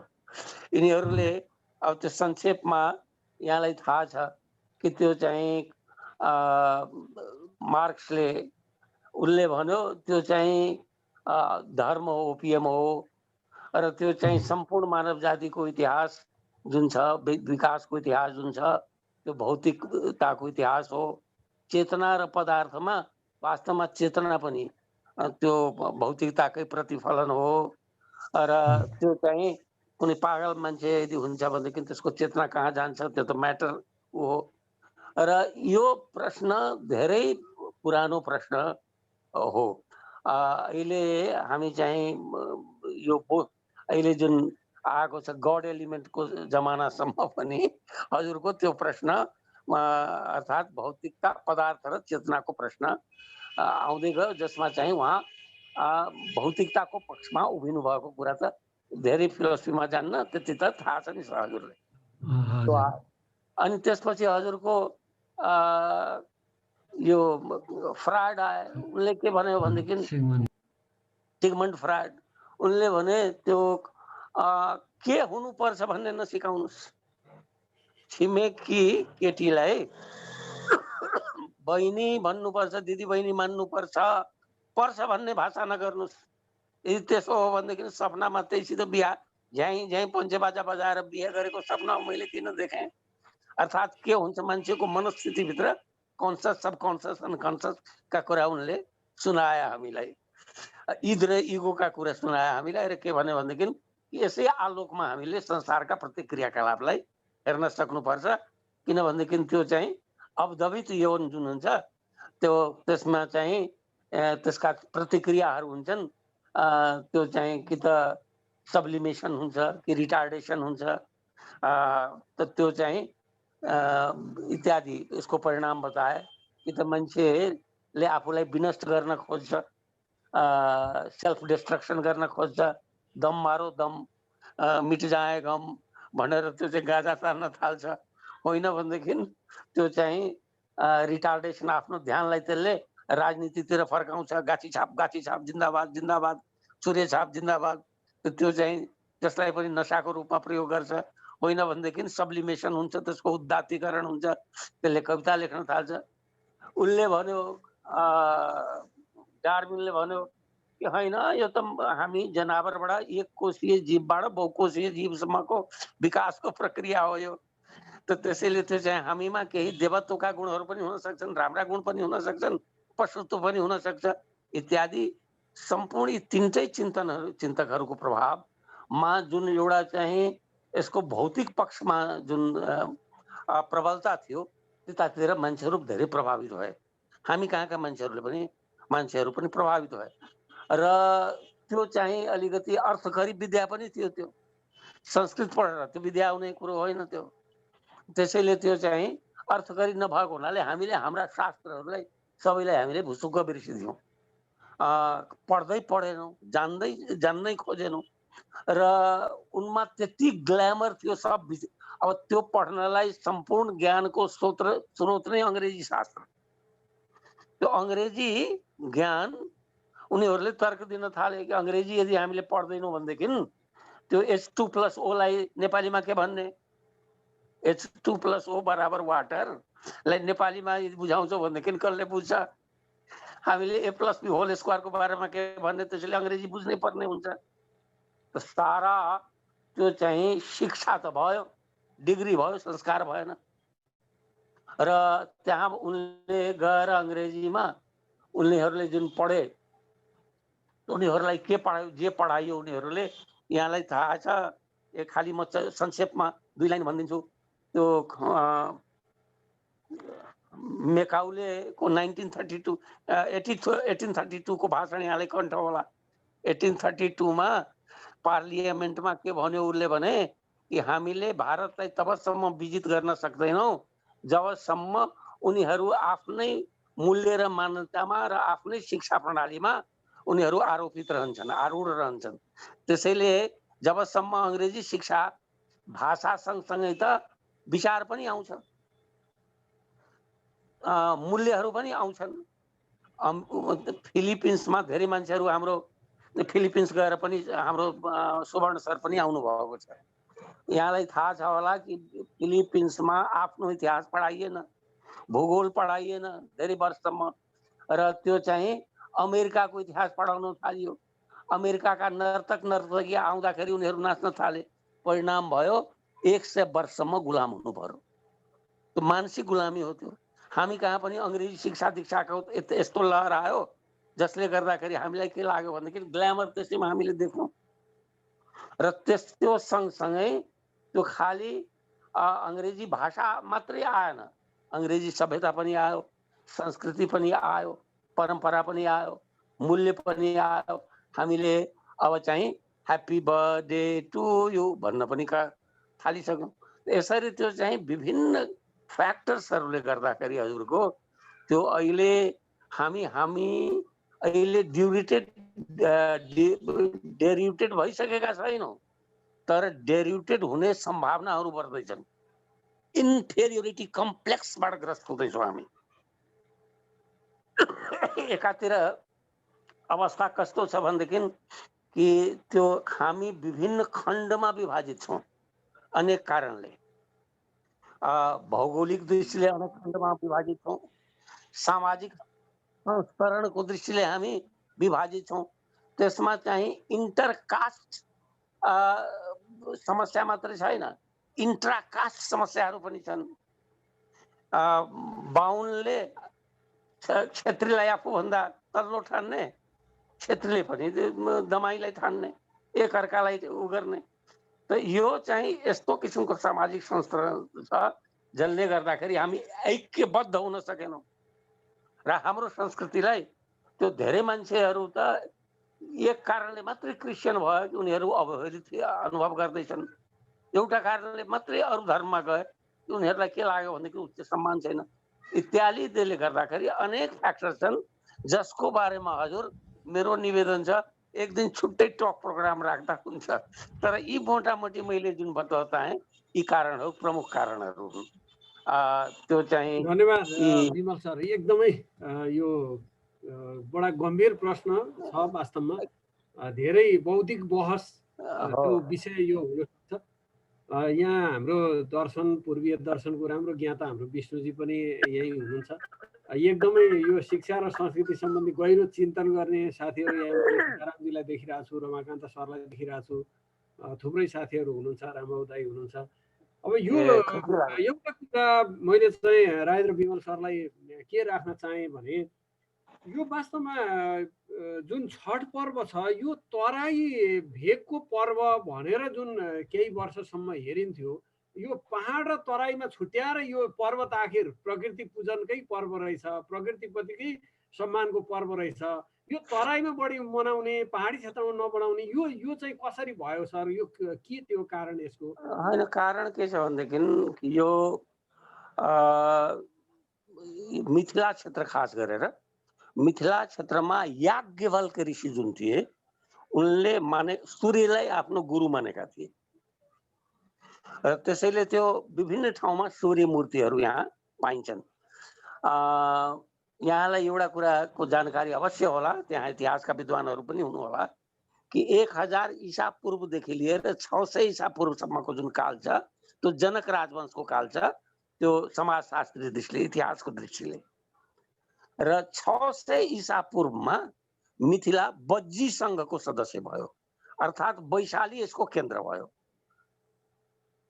र जब वैशालीका लिच्छवीहरू काठमाडौँ गए सूर्यका मूर्तिहरू त्यतिखेरदेखि प्रशस्त देखिन्छ। अहिले पनि 571 इस्वीका त्यो चाहिँ मानदेवको पालाको त्यो चाहिँ सूर्य मूर्ति अभिलेखालयमा हाम्रो सुरक्षित छ। त्यस्तै अनेक ठाउँमा सूर्यका मूर्तिहरू देखिन्छन् अनेक ठाउँमा। त त्यसरी त्यो चाहिँ मिथिलामा र मिथिलाको प्रभावले गर्दाखेरि त्यो तपाईँको वैशालीका लिच्छवीहरूमा र लिच्छवीहरूले गर्दाखेरि काठमाडौँमा पनि सूर्य मूर्ति सूर्यको प्रभाव देखिएको थियो। तर छठ जुन रूपमा यहाँ मनाइन्छ त्यो चाहिँ एउटा के अवस्थाबाट हामी गुज्रिरहेका छौँ भनेदेखि एउटा बहुत सुखद कुरो के छ भने कि एउटा सांस्कृतिक समन्वयको प्रक्रियाबाट नेपाल अहिले गुज्रिँदैछ, जसलाई हामीले स्याबास भन्नुपर्छ, बहुत राम्रो भन्नुपर्छ। त्यो तराईमा हजुरको त्यो चाहिँ जुन किसिमले दसैँ मनाइन्छ त्यस्तो किसिमले मनाउने चलन थिएन। अहिले आएर ठ्याक्कै त्यसको प्रभाव परेको छ। र जसरी टीका, पहिला टीका त लाउँथे, जन्ती पनि हाल्थे, तर त्यो यसरी जसरी त्यो पहाडमा चलन छ ब्राह्मणहरूमा खास गरेर त्यस्तो चलन थिएन। यहाँ चाहिँ एकदम घरै पछि अहिले लगभग तयार भएको छ। देउसी खेलेको त तपाईँले पनि सुन्नुभएको होला, मेरै घरमा आएर खेल्थे मान्छेहरूले, प्रत्येक वर्ष नि तपाईँहरूले पनि आउनुहुन्थ्यो, दिनेश गरिबहरू आउँथे। त त्यो चाहिँ त्यो परम्परा आएको छ। यसरी त्यो हेर्दाखेरि धेरै किसिमका मुसलमानहरूमा जुन तजिया हुन्छ त्यसमा हिन्दूहरूले गएर हाई हो हाई गर्छन् र मुसलमानहरूले पनि छठ पर्व मनाउँछन्। त एउटा सांस्कृतिक समन्वयको जुन एउटा अवस्था आएको छ त्यो राम्रो कुरो हो। र यसमा किनभनेदेखि यहाँबाट तराईबाट जुन उपत्यकामा गए मैथिली भाषाभाषीहरू अथवा भोजपुरी भाषाभाषीहरू तराईका मान्छेहरू त उनीहरूले मनाउँथे। अब सोद्धा हुन् त्यहाँका महिलाहरूले केले गर्दाखेरि के हुन्छ रे त्यो चाहिँ छोराछोरी नपाएकाहरूले पनि सन्तान पाउँदा रहेछन्। त्यो चाहिँ कुष्ठ रोग लाग्यो चर्म रोग लाग्यो भनेदेखि त्यो पनि जान्छ, पारिवारिक सुख शान्ति हुन्छ, समृद्धि हुन्छ, चिताका सबै कुरा पुग्छन्। तपाईँको हो त म छोराछोरी पाउँदैन थिएँ, छठ व्रत गर्न थालेर पाइयो। अब महिलाहरू त बहुत सरल रहेका हुन्छन्। त्यसो भए त के छ र त्यो सूर्यकै पूजा त हो नि। हामीले सूर्य पुराण नपरेको होइन, सूर्यको लागि अर्घ दिने नगरेको होइन, हामीले पनि मनाउँछौँ।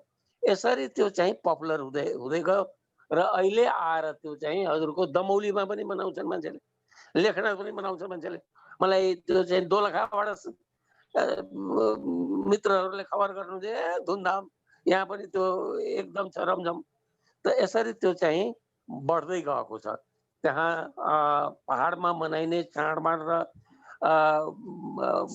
पर्वहरू त्यसको चाहिँ सांस्कृतिक जति प्रभाव वा सांस्कृतिक समन्वय जति भएको छ, भाषिक रूपमा पनि तपाईँ जनकपुरमा बसेको मान्छे मैथिली बोल्दाखेरि पनि त्यो चाहिँ अलिकति मसिनो ककल्ला, त्यो मेही ककल्ला भनेर नबोलेर मसिनो अर्थात् नेपाली भाषाको प्रयोग नगरी सुखै छैन।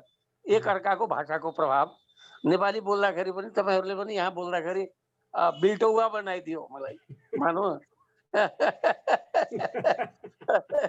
यो बहुत स्वाभाविक हो। जुन समाजमा मान्छे बस्छ त्यो समाजमा एउटा चाहिँ लेनदेन, borrowing, cultural borrowing, linguistic borrowing भइरहन्छ। त्यो त्यसको परिणाम हो र त्यो राम्रो कुरा पनि हो। राम्रो कुरा हो, धेरै राम्रो छ। छठ परमेश्वरले सबैका मङ्गल नै गर्नुहुन्छ, कल्याण नै हुन्छ हाम्रो। अर्को एउटा यहाँ कृष्णबहादुर अयरजीले सानो जिज्ञासा राख्नु भएको छ सर। यो सर नमस्कार, सरको प्रस्तुति साह्रै राम्रो लाग्यो। मेरो घर बैतडी हो, त्यतातिर छठ पर्व मनाइँदैन। मेरो जिज्ञासा के हो भने प्राय हिन्दू धर्मका पूजा आजा गर्न ब्राह्मणको आवश्यकता पर्छ, छठमा आफैले पूजा गर्ने हो कि ब्राह्मण नै चाहिन्छ भनेर कृष्णबहादुर अयरजीले जिज्ञासा राख्नु भएको छ। यसको पूजा आजाको पद्धति चाहिँ कस्तो छ भन्ने बारेमा थोरै उत्तर दिनु पर्यो। एउटा कुरा त के स्पष्ट गरौँ भनेदेखि कि छठ पर्वलाई लोक पर्व भनिएको छ। यो शास्त्र सम्मत कुनै शास्त्रमा लेखे बमोजिम त्यो चाहिँ सूर्य पुराणमा यसरी यसरी यसरी लेखिएको छ, यसको विधान त्यसैले यस्तो यस्तो हुनुपर्छ, कर्मकाण्ड त्यस्तो छैन। यो लोक परम्परामा आएको हुनाले यसलाई चाहिँ लोक पर्व भनिन्छ। त्यसैले यसमा ब्राह्मणको आवश्यकता छैन, लोकले आफै निर्धारित गरेको छ। र त्यो चाहिँ त्यो हामीले जतिखेर संस्कृतिको परिभाषा दिन्छौँ, हाम्रो त्यहाँ एकजना मित्र हुनुहुन्थ्यो संस्कृतिकै, अहिले रिसर्च गर्दै हुनुहुन्छ, पिएचडी, मेरो कुरा सुन्दै पनि हुनुहुन्छ। त त्यो चाहिँ the elements or the components which bind the people of the community together are a culture।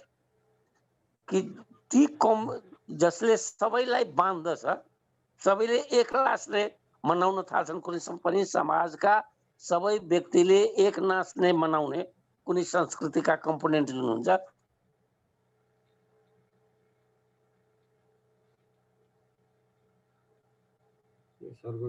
भाषण गरिसकेँ।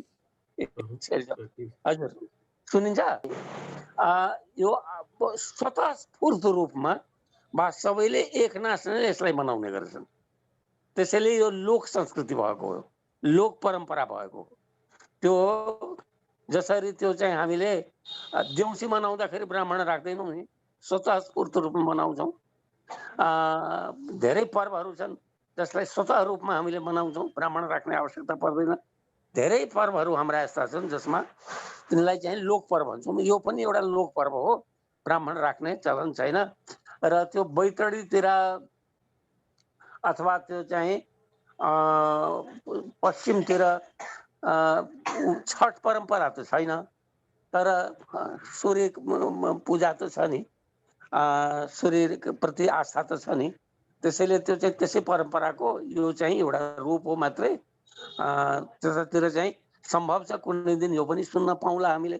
बैतडीतिर पनि हजुरकी श्रीमती काठमाडौँमा हुनुहुन्छ र त्यहाँ चाहिँ कुनै मधेसकी महिला पनि छिन् भनेदेखि त्यो दिन त्यो बेर छैन, त्यो बैतडीमा पनि यसको प्रभावले बैतडीमा पनि हुन सक्छ। त्यसैले त्यो चाहिँ एउटा संयोग मात्रै हो। र त्यो चाहिँ यो लोक पर्व हो हजुर, त्यो खोजेको मैले। अरू अधिकारीजी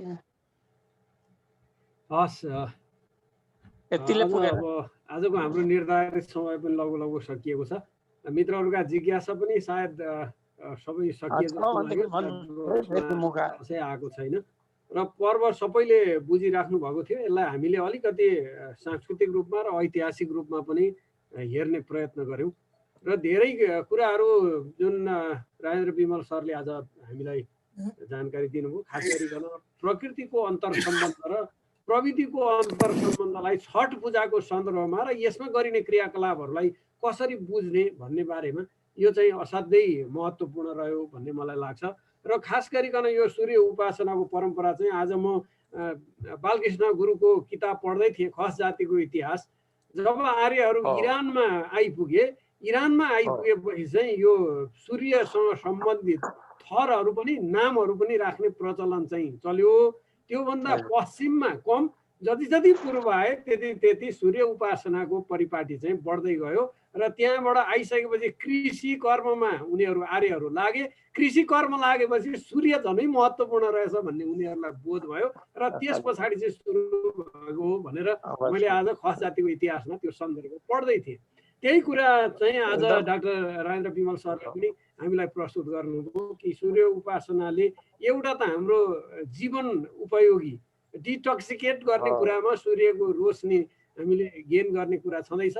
त्यसको साथसाथै हाम्रो शरीरलाई कसरी शुद्ध गर्ने र त्यस पछाडि यो हाम्रो शरीर रिफाइन भइसकेपछि जुन शक्ति आर्जन हुन्छ त्यो प्रकृतिसँग कसरी लयबद्ध गराउने भन्ने एउटा यो परिपाटी लामो पनि रहेछ, किनभने 3 दिन यसको लगातार मनाइने र त्यसमा शारीरिक शुद्धि, मानसिक शुद्धि र यो अहोभावको पर्व पनि भएको हुनाले यसले हामीलाई जुन मानसिक शक्ति प्रदान गर्छ, सायद त्यही मानसिक शक्तिको कारणले नै होला आफूले चाहेका इच्छित कुराहरू मान्छेले परिपूर्ति गर्न सकेको र यो श्रद्धा पनि यो पर्वप्रति बढ्दै गएको। कतैले सन्तान प्राप्ति भयो हाम्रो छठ पूजापछि भन्ने, कसैले रोजगारी प्राप्त भयो भन्ने, कसैले यस्तो खालको सफलता मिल्यो भन्ने यस्तो कथाहरू म पनि वरपर सुनिरहन्छु। फलानले छठ पूजा गरेको थियो, त्यसको चाहिँ यस्तो प्रगति भएछ भन्ने। सायद मलाई लाग्छ त्यही रिफाइनमेन्ट हामीले जुन आत्मिक रूपमा 3-4 दिनको यो व्रतमा उपवासको बेलामा गर्छौँ त्यसैको परिणाम हो जस्तो लाग्छ। आध्यात्मिकतामा उपवासको शक्ति धेरै सन्तहरूले व्याख्या गर्नु भएको छ। आजै पनि एकजना मित्रले सेयर गर्नुभएको थियो, यो उपवास नगर्ने मान्छेहरू चाहिँ यो भारतवर्षका सन्तहरू कोही पनि इन्लाइटेन भएको छैन र लास्टमा गएर उनीहरूले हरेक ढङ्गले तप गर्दा गर्दा गर्दा गर्दा अन्त्यमा गएपछि उपवास बसेर उनीहरूले जुन शक्ति आर्जन गरे त्यो शक्तिलाई प्रयोग गरेर इन्लाइटेनमेन्टको स्वाद चाहिँ चाखेको देखिन्छ।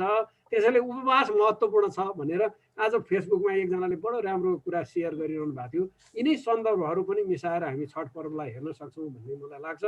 र हाम्रो सांस्कृतिक रूपमा जुन अन्तर्घुलन बढिरहेछ, एकातिर हामी एक्सट्रिम जातीयताको डरलाग्दो अवस्था आउने हो कि भनेर केही वर्षसम्म जुन चिन्तित थियौँ, अहिले बिस्तारै त्यो समन्वयात्मक संस्कृतिको रूपमा रूपान्तरण भएको छ।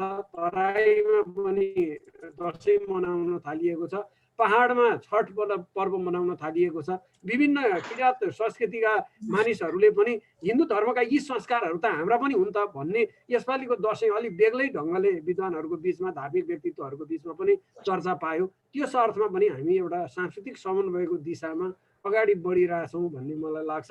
आजको डाक्टर साहबसँगको हाम्रो जुन सम्पर्क रह्यो, आज जुन चर्चा गऱ्यौँ त्यसले पनि त्यो कुराको बोध गराइरहेछ। मिथिलाञ्चलमा बसेर यस्तो सांस्कृतिक चिन्तन गरिरहनु भएको मेरो त गुरु पनि हुनुहुन्छ श्रद्धेय डाक्टर विमल सरलाई, राजेन्द्र विमल सरलाई हामी हार्दिक धन्यवाद ज्ञापन गर्छौँ र आजको यो कार्यक्रम यही समापन गर्ने अनुमति चाहन्छु। सबैलाई धन्यवाद व्यक्त गर्छु। हामी केही सुवर्णजीले केही सूचनाहरू पनि भन्नु होला। हजुर सुवर्णजी। यहाँ दुईटा हाम्रो दामोदर लामिछाने सर र विष्णुजीको केही जिज्ञासा छ भनेर यहाँ हात उठाउनु भएको छ। मलाई त्यो कुरो राख्नु। मेरो चाहिँ जिज्ञासा भन्न पनि अलिकति कम्प्लिमेन्टरी रूपमा मैले कुराहरू थप्न खोजेको मात्रै हो। जति सुने ज्यादै सार गरेपछि र सान्दर्भिक पारम्परिक र यो सांस्कृतिक विषयमा कुराहरू भयो। हरेक हाम्रा चाडपर्व परम्पराहरू एउटा न एउटा दर्शनसँग सम्बन्धित हुँदो रहेछन् भन्ने मैले अलिअलि जानकारी पाएँ। अब मैले चाहिँ यसलाई अलिकति दार्शनिक हिसाबले बोल्नु पर्यो विष्णुजी, तपाईँको आवाज अलि टाढा भएको छ। कमायो, म अलि यसलाई ठुलो पार्ने प्रयास गर्छु। अलि नजिक जानु पर्यो। रामचन्द्र सरको नि केही छ सर? रामचन्द्र सरको नि केही छ भने सर भिजुअल आउनु होला। अनि मैले के बुझेँ भन्दाखेरि अब हामीले अस्ति पनि कुराहरू पनि निकाल्यौँ। दर्शन शास्त्रको कुराहरू आउँदाखेरि यो छठ पर्व चाहिँ केसँग सम्बन्धित देखिन आयो भने पूर्व मीमांसा भन्नेले चाहिँ कर्मकाण्डको व्याख्या गर्छ। कर्मकाण्डमा यज्ञहरू हुन्छन्। यज्ञहरू 21 प्रकारका हुन्छन्। 21 प्रकारका यज्ञहरू मध्ये घर गृहस्थीमा बस्नेहरूले 5 प्रकारका यज्ञहरू गर्छन्।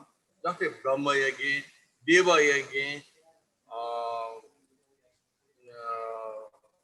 भूतयज्ञ, मनुष्य यज्ञ इत्यादि यज्ञहरू मध्ये यो चाहिँ देवयज्ञमा पर्दो रहेछ। देवयज्ञ हामी केलाई भन्दछौँ भन्दाखेरि प्रकृतिमा भएका तत्त्वहरू जसले प्रकृतिले सम्पूर्ण प्राणीहरूलाई केही न केही दिएर उनीहरूलाई आफ्नो जीवन सञ्चालन गर्नलाई माध्यम बनिरहेका हुन्छन्। जस्तै सूर्य, चन्द्र, हावा, पानी, नदी, नाला, पर्वत, रुख यस्तै प्रकृतिका विषयवस्तुहरूलाई पूजा गर्ने हिसाब मध्ये यो सूर्यलाई पूजा गर्ने पनि हाम्रो पूर्वीय दर्शनको षड दर्शन मध्ये पूर्व मीमांसा भन्नेमा पर्दो रहेछ भन्ने कुरा बुझेँ। यही कुरा मैले थप्न खोजेँ मात्रै हो। राम्रो एकदम सत्य कुरा हो त्यो। यहाँ चाहिँ हाम्रा षड दर्शन मध्ये 4 एउटा दर्शनको प्रतिपादन भएको ठाउँ हो जनकपुर, मिथिला। न्याय, वैशेषिक, सांख्य र मीमांसा यी 4 वटा दर्शनको प्रतिपादन यहाँ भएको हो। त्यसैले सरले भन्नुभएको कुरा एकदम 100% सत्य हो र त्यो सांख्य दर्शनको प्रभाव परेको छ। र त्यो चाहिँ यी 3टै काल, त्यो चाहिँ वैदिक काल अथवा त्यो चाहिँ वेदान्तका काल अथवा सूत्र काल अथवा अहिले निवर्तमान कालका विचारहरू यसमा चाहिँ वैदिक तत्त्वदेखि लिएर त्यो चाहिँ लौकिक तत्त्व दुईटैको समन्वय यसमा हामी पाउँदैछौँ। र यो चाहिँ सरसित एकदमै 110% सहमत छु म कि त्यो चाहिँ हामी कहाँ जुन प्रतिपादित दर्शनहरू छन् ती दर्शनहरूका विचारहरूका प्रभाव हाम्रो दैनिक जीवनमै परेको छ। चाडपर्वमा पढ्नु त बहुत स्वाभाविक हो। बहुत स्वाभाविक। बहुत बहुत धन्यवाद। उहाँप्रति म आभार व्यक्त गर्छु। धेरै कुरा जान्न पाइयो, धेरै राम्रो लाग्यो यहाँहरूसितको सम्पर्क। र यसै चाहिँ आउँदा दिनहरूमा पनि यस्ता अवसरहरू पाऊँ र यहाँहरूबाट त्यो चाहिँ केही सिक्न पाऊँ र सेयर गर्न पाऊँ, त्यो मेरो पनि सौभाग्य हो। बहुत बहुत आभार प्रकट गर्दछु म पनि। अधिकारीजी हजुर, अरू त केही छैन क्यारे। दामोदर सर हजुर। म डाक्टर साहबलाई चाहिँ नि धन्यवाद ज्ञापन गर्दै मैले एउटा सानो प्रश्न पनि होइन, जिज्ञासा चाहिँ नि राख्न खोजेको के भनेदेखि डाक्टर साहबले होइन केही पश्चिमा जनजातिहरूमा चाहिँ नि सूर्यलाई नारीको रूपमा र चन्द्रमालाई चाहिँ नि पुरुषको रूपमा ल्याइन्छ भन्दा साथ मलाई ठ्याक्कै सम्झना आयो। अब जर्मन भाषामा चाहिँ नि हरेक चिजलाई कि पुलिङमा गरिन्छ, त्यसैले देयर मोन्ट भन्छ। चन्द्रमालाई चाहिँ नि पुलिङमा चाहिँ नि मान्दछ र सूर्यलाई दि सोने भन्छ है। दि भनेर लिन्छ। भनेपछि अब यो छठ पर्वमा हामीले छठ माई भनेर, छठ मैया भनेर, छठ माई भनेर पूजा गर्दाखेरि पूजा सूर्यको गर्छौँ, अर्घ सूर्यलाई दिन्छौँ। तर सूर्यलाई यहाँ स्त्रीलिङ्गको रूपमा चाहिँ नि लिएको छ भनेदेखि जर्मनीमा सूर्यलाई स्त्रीलिङ्गको रूपमा लिनु र यहाँ सूर्यलाई स्त्रीलिङ्गको रूपमा लिनुमा यो कहाँबाट यो कनेक्सन भयो, कहाँ यो कनेक्सन टुटेर आयो भन्छु म। मैले सोध्न खोजेको त्यो होइन। पनि सूर्यलाई चाहिँ नि एकछिन साथ त्यो चाहिँ डकुमेन्टेसन त कुनै छैन, अड्कल मात्रै हजुरले जस्तो। मैले पनि मैले पनि पढेको जर्मन ल्याङ्ग्वेजमा छ, जर्मन ल्याङ्ग्वेजमा हजुर मात्रै छैन। यो जति आदिवासीहरू छन्, धेरै आदिवासीहरूमा, जनजातिहरूमा यस्तो किसिमको आस्था हजुरको छ। त्यसैले त्यो चाहिँ यहाँका अनार्यहरूमा पनि त्यो थियो होइन। मैले यो परम्पराको कुरा गर्दाखेरि हाम्रो हिन्दू शास्त्रमा प्रत्येक चाहिँ नि तारा ग्रहहरूलाई कि पुलिङ्ग कि स्त्रीलिङ्गको रूपमा देखाइएको छ। एक्ज्याक्टली त्यही कुरा जर्मनीमा पनि छ। र भनेपछि वास्तवमा चाहिँ नि जुन किसिमले जर्मनहरूको इन्डो आर्यन चाहिँ नि सभ्यतालाई हामीले स्टडी गर्ने हो भनेदेखि चाहिँ नि त्यसको उद्गम स्थल चाहिँ नि करिब करिब एउटै नै हो भनेर मान्दछौँ हामी। र अब जर्मन भाषाको चाहिँ नि उसलाई पनि राम्रोसँग अध्ययन गर्ने हो भने संस्कृतसँग धेरै कुराहरू मिल्दो छ। एक वचन, दुई वचन, बहुवचन भने जस्तै अब यो जर्मनीमा पनि ती कुराहरू आउँछन्।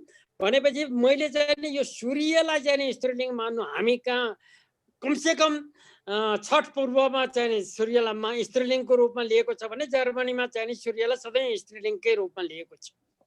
हजुर हो, त्यो सत्य आयो भनेर मैले चाहिँ सोध्नु मात्रै खोज्या हो। हजुर हो, होइन एकदम स्वाभाविक प्रश्न हो हजुरको। एउटा कुरो त के छ भनेदेखि दुईटा कारण हुन सक्छन्। एउटा कारण त के हुन सक्छ भनेदेखि कि त्यो हामीले जस्तो किसिमका गुफा चित्रहरू लसकुसमा हेर्छौँ, जस्तै मान्यौ न, त्यस्तै किसिमका ज्यामितीय आकारका गुफा चित्रहरू भारतवर्षका गुफाहरूमा पनि पाउँछौँ हामीले। सम्पर्क त गरेका होइनन् उनीहरूले, तैपनि त्यो ज्यामितीय आकारको एकै किसिमको चित्रकला पाइन्छ, त्यो आरम्भ आदिम चित्रकला।